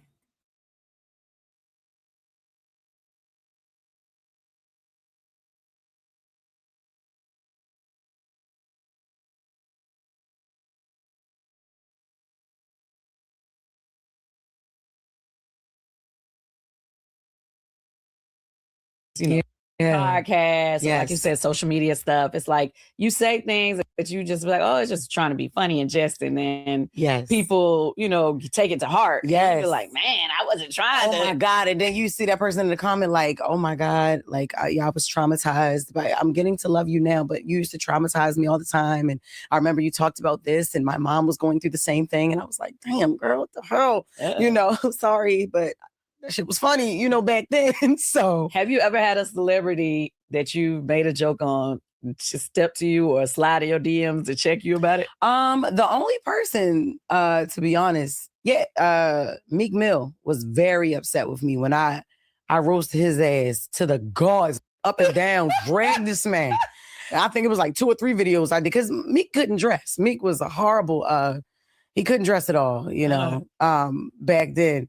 And so I would go to town on him and he would get mad. I remember this one time he was like, I had a show coming up in Philly. And this nigga was like, nah, she can't come to Philly. Like, And if she come to Philly, I'm gonna get my little sister to beat the shit out of her. I'm gonna pay my little sister a bag of chips and a quarter juice or something. He was saying, like, basically saying, like, it ain't nothing for me to get you touched. And then that nigga got locked up. And that's when I came to Philly. Now, okay, I'm here. What's up, Philly? What's up? I'm here now, you know. But and Sexy Red a few years ago, she came up to Breakfast Club and she didn't like something I said. She couldn't remember what it was. I think I called her like a dweeb or something like that, something goofy or whatever. She was upset. She wasn't upset enough, like, where she wanted to do something. And she was pregnant too. But I mean, I understood hormonal, and you wake up every day and you see somebody is talking shit all the time. But Sexy bought a lot of that on herself. You know what I'm saying? Like, it just the things that she did, you know, the way she markets herself or used to market herself. Not so much, now like she was before. But yeah, that she was talk aboutable a lot of times, and I talked about it. And she had something to say. As your career grew and more attention came your way, yes, how long did it take for you to adjust? See, that's the thing. I think it took me a while because I was still unapologetically me. I was still saying things that I didn't realize would hurt people or would make people look at me like, ooh, like they would laugh and then it'd be like, oh, damn. You know what I'm saying? So it took me a while to adjust. I think I'm still trying to adjust because I'm still saying shit and still getting in trouble for it. You know what I mean?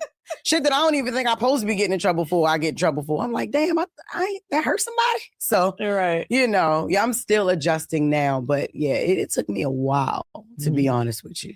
I mean, okay, so I will have to ask you this. It's like, do you feel like now, because before when you just did it for your social media content or whatever, that's one thing, you can say what you want to say. But now that you're like representing a big brand, do you feel like now you walking on eggshells? A lot of the times I feel like I have to. That's why I love stand-up. I love being a stand-up comedian because on that stage, I let it all go. And you come to my show, you know who you came to see. You know what I mean? You can't be offended. You can't be, you know what I mean? And my fans receive me so well because they love that unfiltered, raw Jess, like that real Jess. Because I say, believe it or not, what everybody is thinking and they're just scared to say it.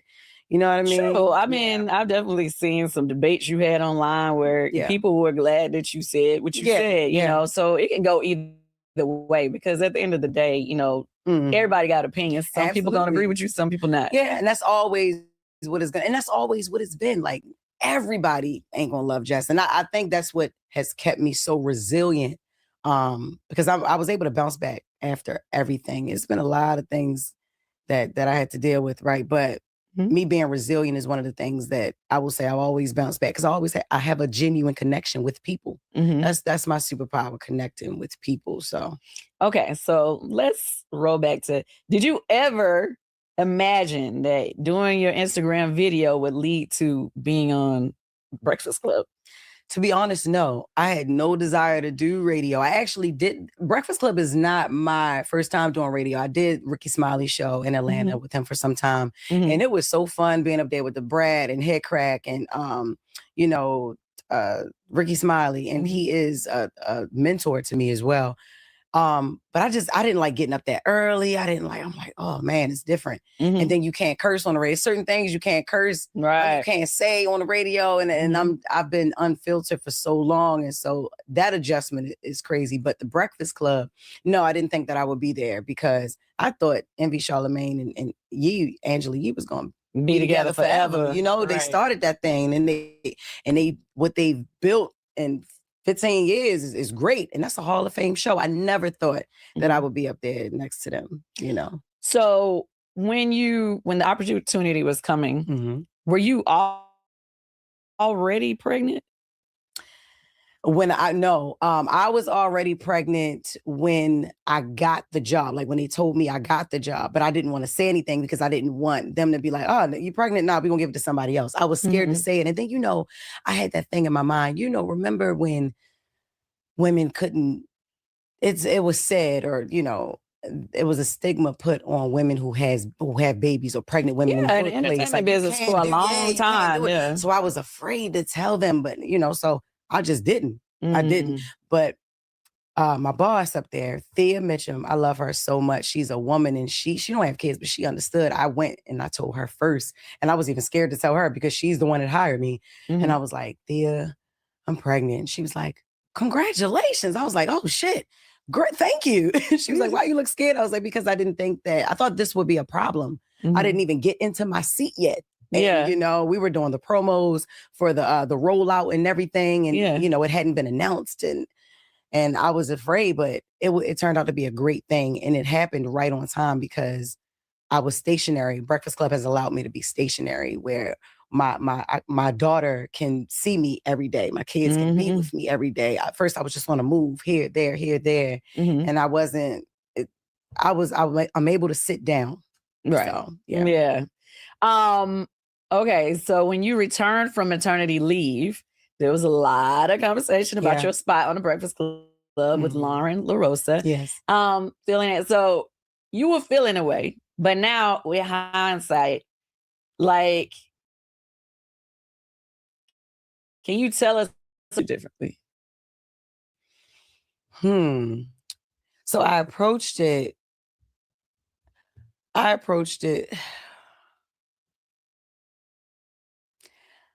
Only thing I would change is going online. I'm telling you for real.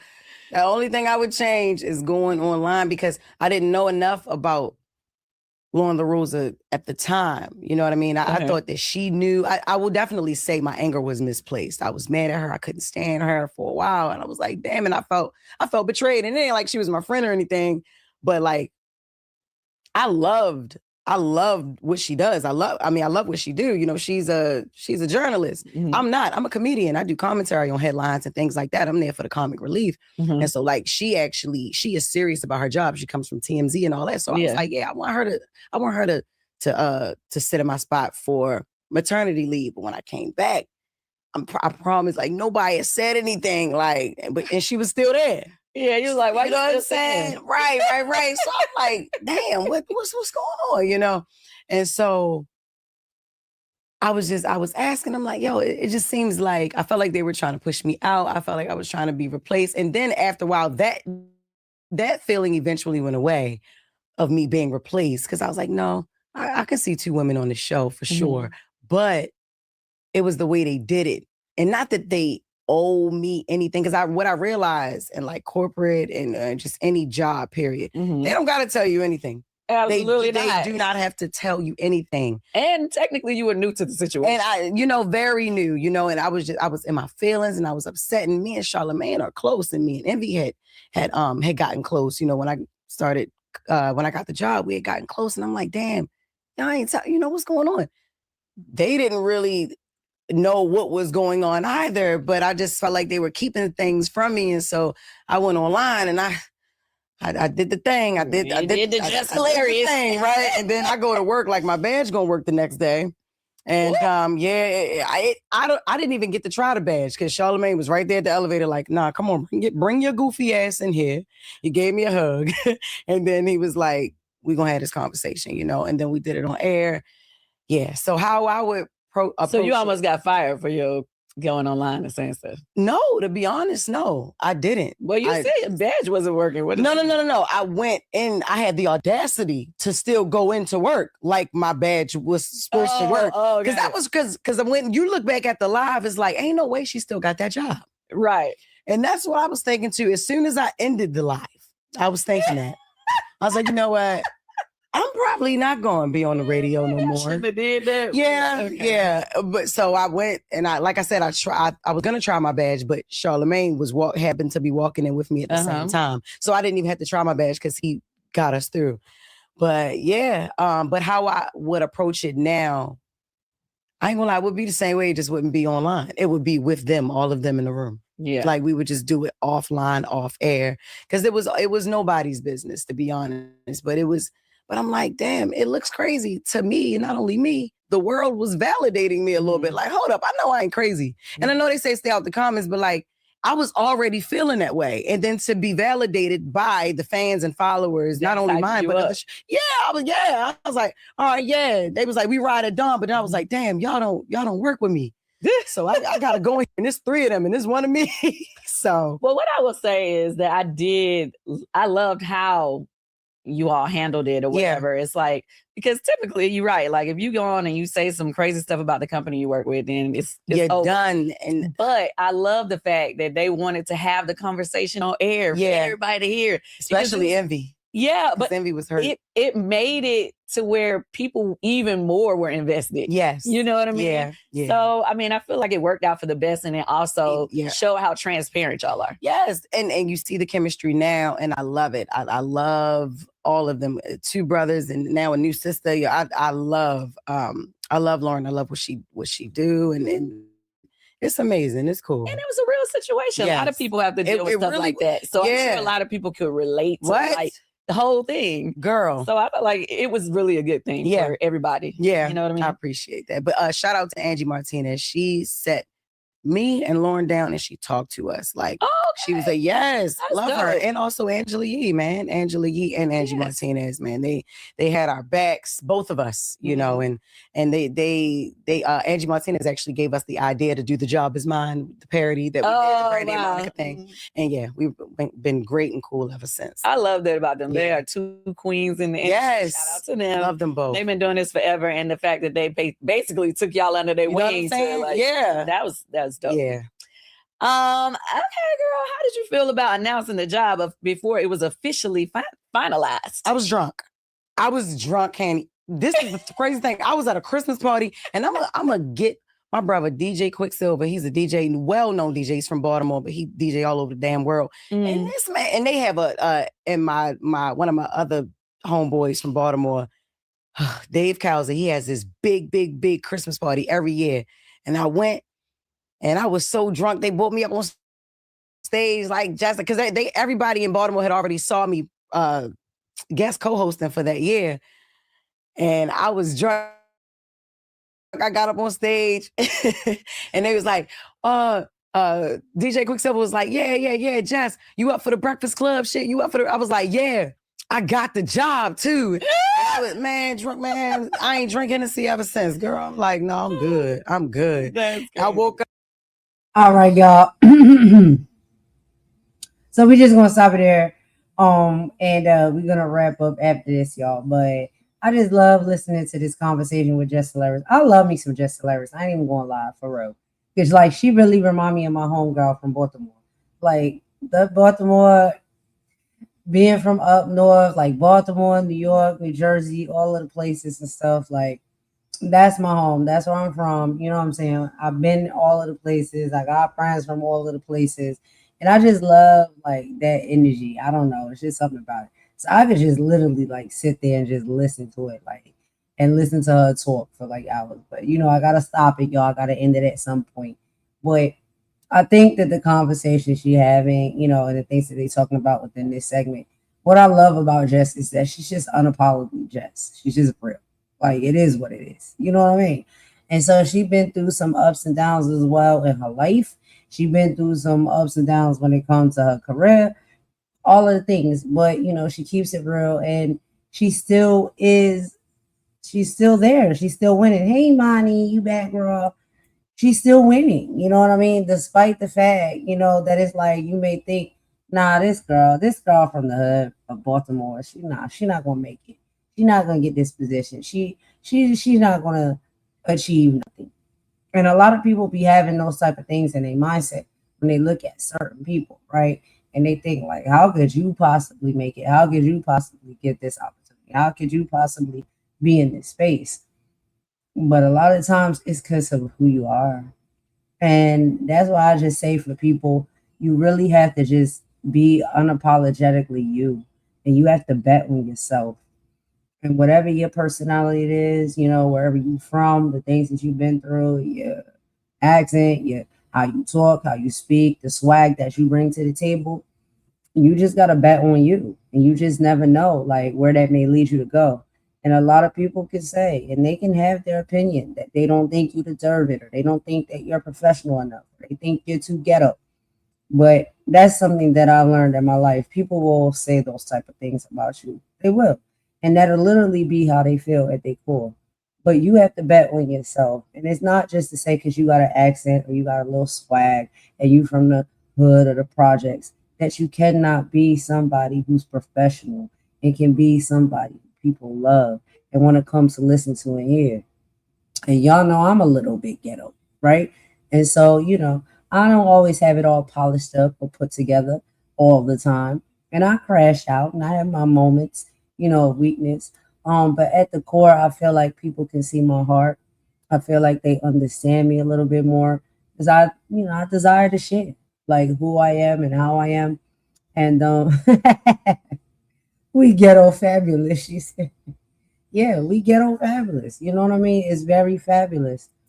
But it's not to say that we can't put on our suits and our ties, you know what I'm saying, and our skirts and our blazers and walk into workplaces and be just as prestige and just as professional as anybody else. It's just, that's our essence. It's part of who we are. And when you are on, platforms and in places and spaces when you get to just be unapologetically you, it just makes you feel so free. But it don't mean that when you walk through a certain corporate door, you don't know how to be corporate. You know what I mean? So, sometimes that's a misconception that comes a lot, from culture differences.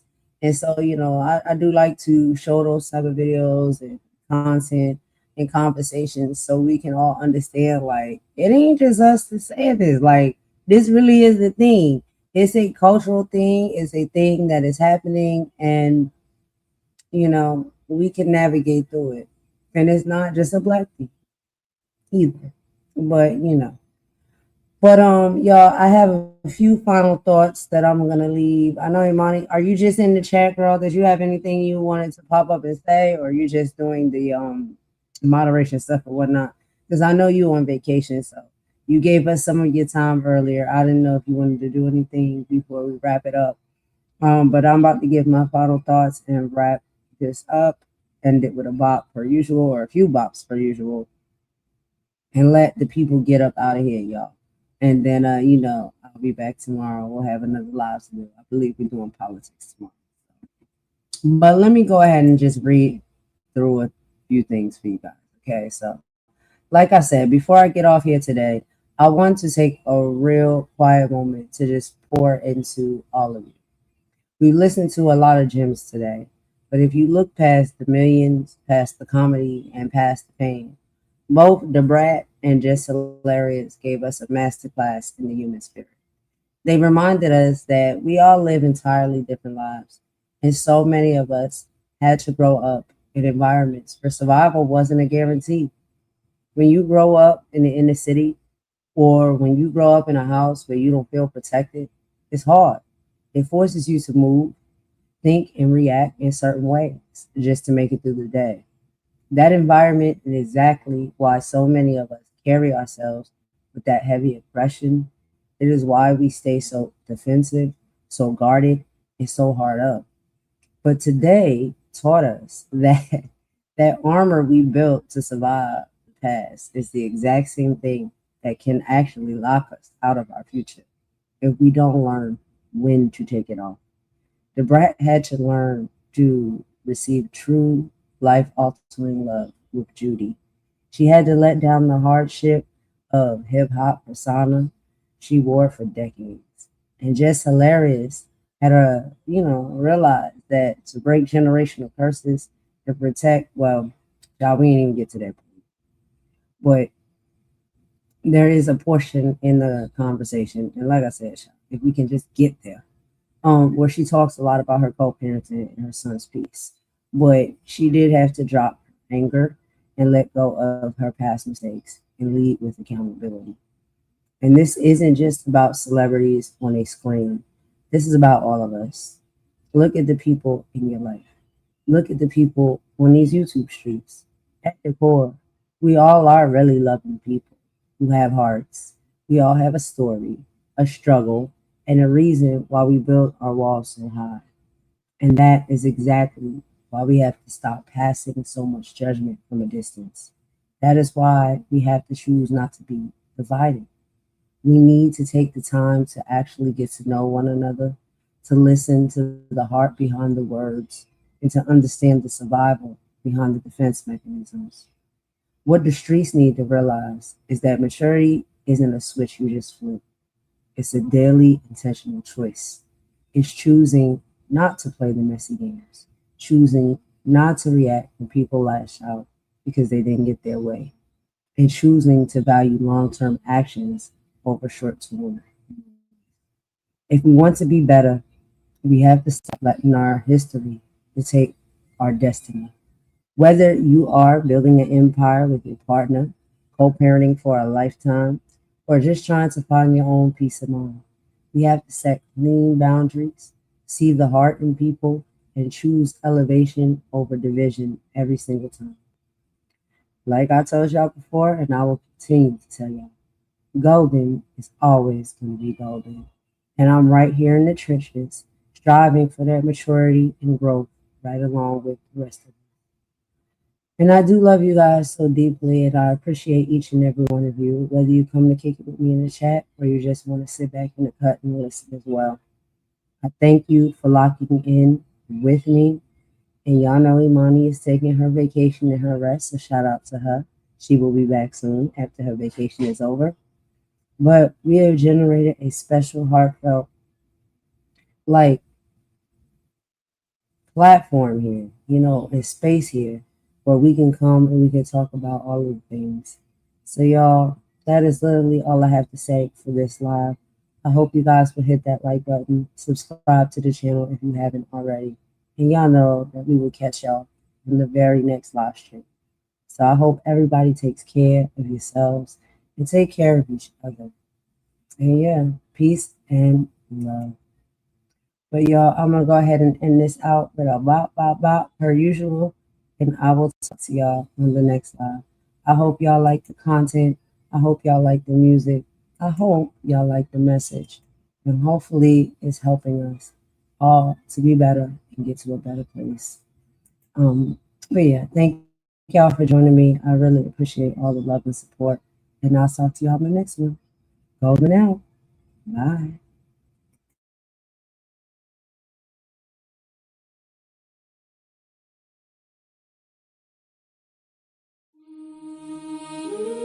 Yeah. Sisters. Brothers. Can we talk for a minute? Listen.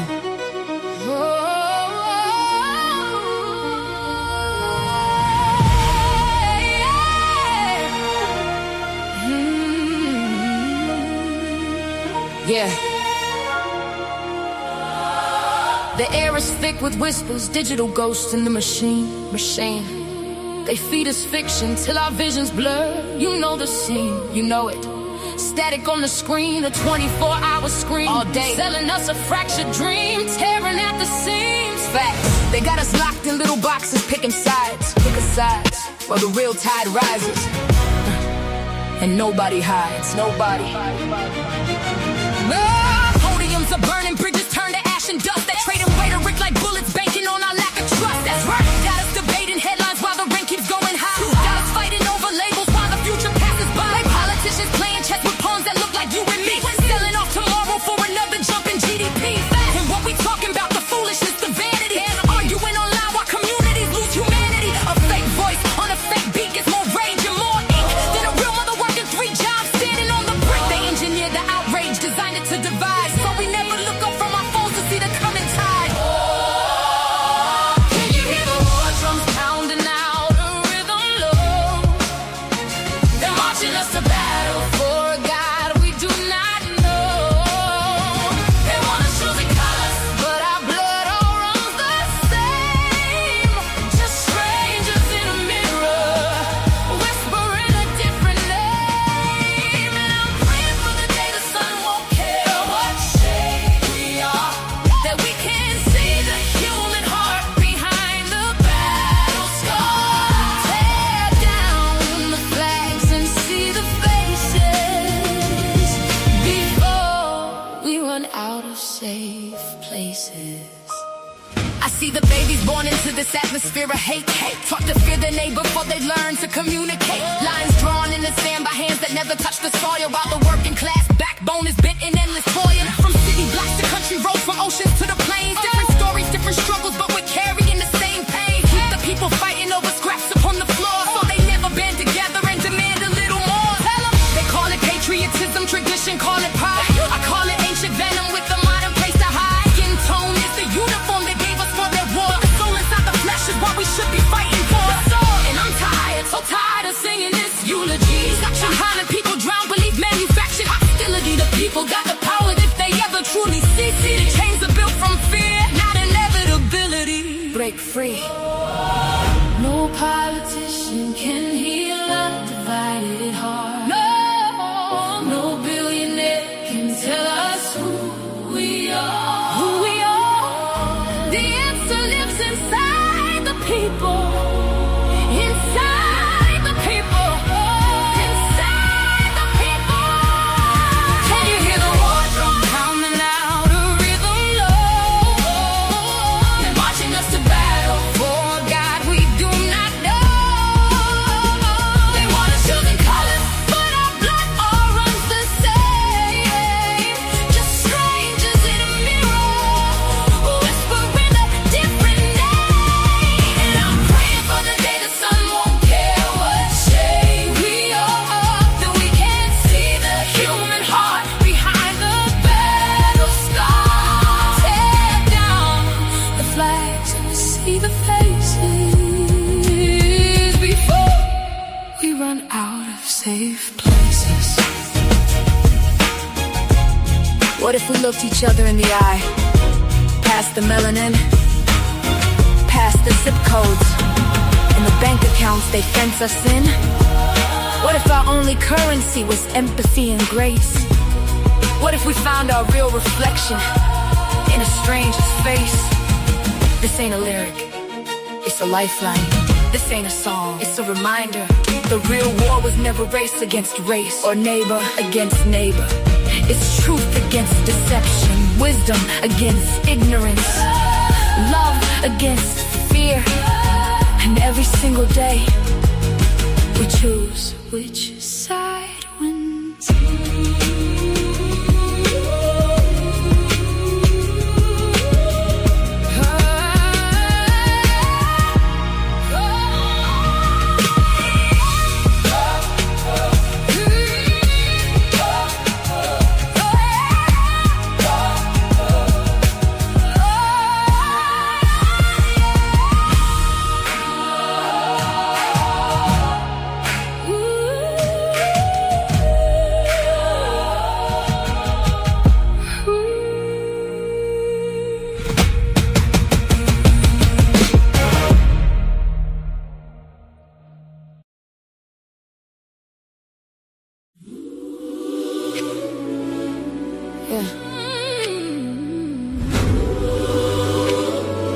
They handed us the script,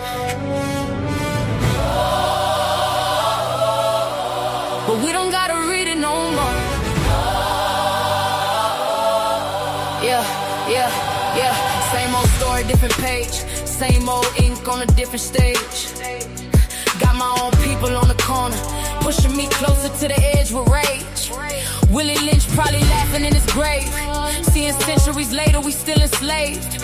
House divided, envy contagious, the blueprint still working. Ain't that outrageous? Yeah. Stack the odds, casino game. Bet against ourselves just to chase some fame. Another brother falls, everybody crying. Last week behind closed doors they was quietly plotting, trying to dim his light cause his future too bright. Crabs in the bucket pulling down every flight. Generational wounds pass hand to hand, fighting each other instead of the man with the plan. Iron chains became gold links, different metals, same prison when nobody thinks. Freedom ain't jewelry, freedom is soul. Can't buy liberation if your spirit been sold. We just echoes in the barrel, spinning circles every day. History whispers softly, but we keep looking away. They handed us the script, now we acting every part. Time to break the cycle, time to heal the broken heart. This ain't the trend they march for, this ain't the future they could see. This whole thing was a setup, it's time we set ourselves free.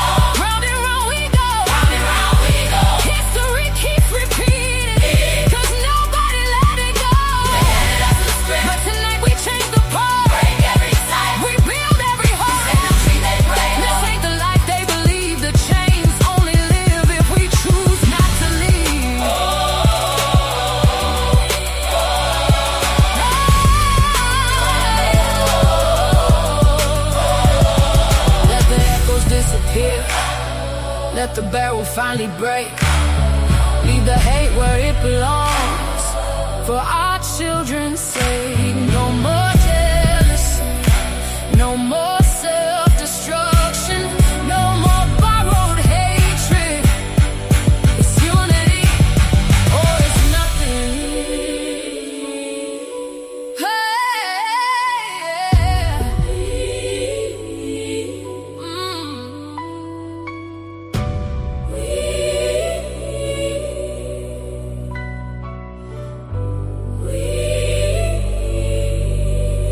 We free. We free.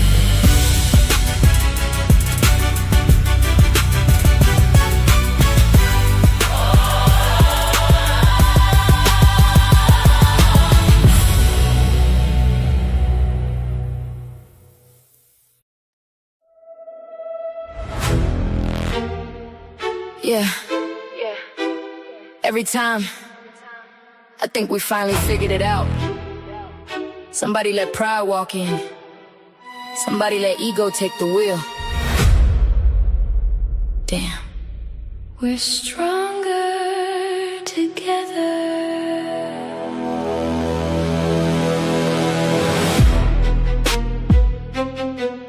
Yeah. We're stronger together. Yeah. We started with a vision, lift each other high, turn these little channels into reasons people smile. Shared every live stream, dropped each other's names. Now we're acting like we're strangers in the game. Clicks over compassion, views over truth. Everybody chasing numbers, who's chasing the youth? Every week another friendship breaking at the seams. How we building kingdoms if we're tearing up the team? We get so close, I can almost see it. One big family, everybody eating. Then pride shows up and the love disappear. Now all I hear is silence in my ear. Damn, why we always fall apart? Damn. Who taught us to guard our hearts? We rise together, then divide again. I still believe we can still win. But damn, it hurts to watch. Everybody say we family, till the camera stop rolling. Everybody say I love you, till somebody else is growing. One blessing shouldn't threaten mine. God made enough sunlight for everybody to shine. Somebody getting 50 views, somebody getting 50,000. While we counting blessings like love is running out, then what if your breakthrough was connected to my hand? What if heaven's waiting for us to understand? Maybe the algorithm ain't the enemy. Maybe fear is, maybe competition is. Maybe we're starving for applause when we should be feeding purpose. I ain't perfect, I got scars too. I misunderstood people, people misunderstood me too. But if we never heal, we'll repeat the pain. Different faces, same old game. Children watching, learning from my way. Seeing grown folks throw each other away. What are we teaching? What's left behind? If all they remember is how we couldn't unify. Damn. I can almost hear the future calling. Damn. Why we keep stumbling when we're walking? There's room for me, there's room for you. Success ain't smaller because somebody else broke through. One light can start another. One voice can lift another. One dream can wake a nation if we stop competing and start creating. One day, the subscribers won't matter, the views won't matter, the money won't matter. People will remember who made them feel seen, who reached back instead of reaching over. Maybe unity isn't something we wait for. Maybe it's something we become. We're still here. We're still family. We can still get it right. Damn. But I still believe.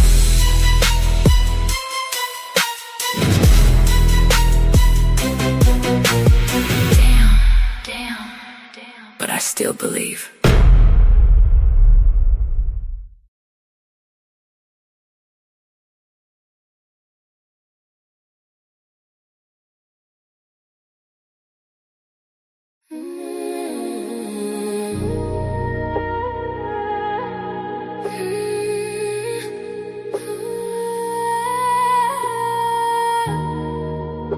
They don't know her like I do. Nah. Golden. She moved through the city with her hair held high. Pretty brown skin with a storm inside. Everybody see the glow, they don't know the pressure. Smile so warm, but her heart no weather. Late nights riding while the skyline blur. Trying not to cry when the memories occurred. Had to learn fast, everybody ain't loyal. Some people love you long as they control you. Now she move careful, energy expensive. Too many fake vibes hiding in the friendship. Used to give love with her hands wide open. Now every scar got the whole vibe frozen. They don't know her like I. No, they don't know her like I. She goes by golden. Soft voice, deep soul, hope or glowing. She goes by golden. City lights dancing with her heart stay open. Long dark roads, but she still stay focused. Everybody watching, but they don't really know her. Too much grace for the games they throwing. Real love, rare, so spirits they got it. Beautiful soul, but the pain left marks in it. Mirror tell the truth when the lights go dim. All the things she carry weight heavy within. She survived nights she don't even speak on. Still finding peace while the whole world ain't wrong. Funny how the love disappear when you're healing. Funny how the fate come around when you win. Now she trusts God more than people intend. Just cause smiles hot and being hidden addiction. Still soft-hearted but she way last night. Can't keep pouring love where there's nothing received. Still dancing slow through the hurt and confusion. Trying not to lose herself chasing illusions. She survived the fire. Still glowing through the smoke. Still sad. Still dangerous. Still chosen. She goes back golden. Slow so deep make the whole room notice. Heavy lies couldn't break what was chosen. Still standing tall while the whole world folding. She goes back golden. Heartbreak turned to pain in the matter. Now the tears got rhythm when she's singing. And they still don't know her like that.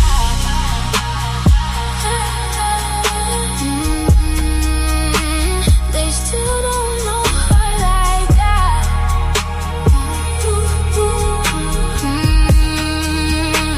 Spend too much time looking for love in strangers. Spend too much time. Spend too much time letting outside voices shake the mirror.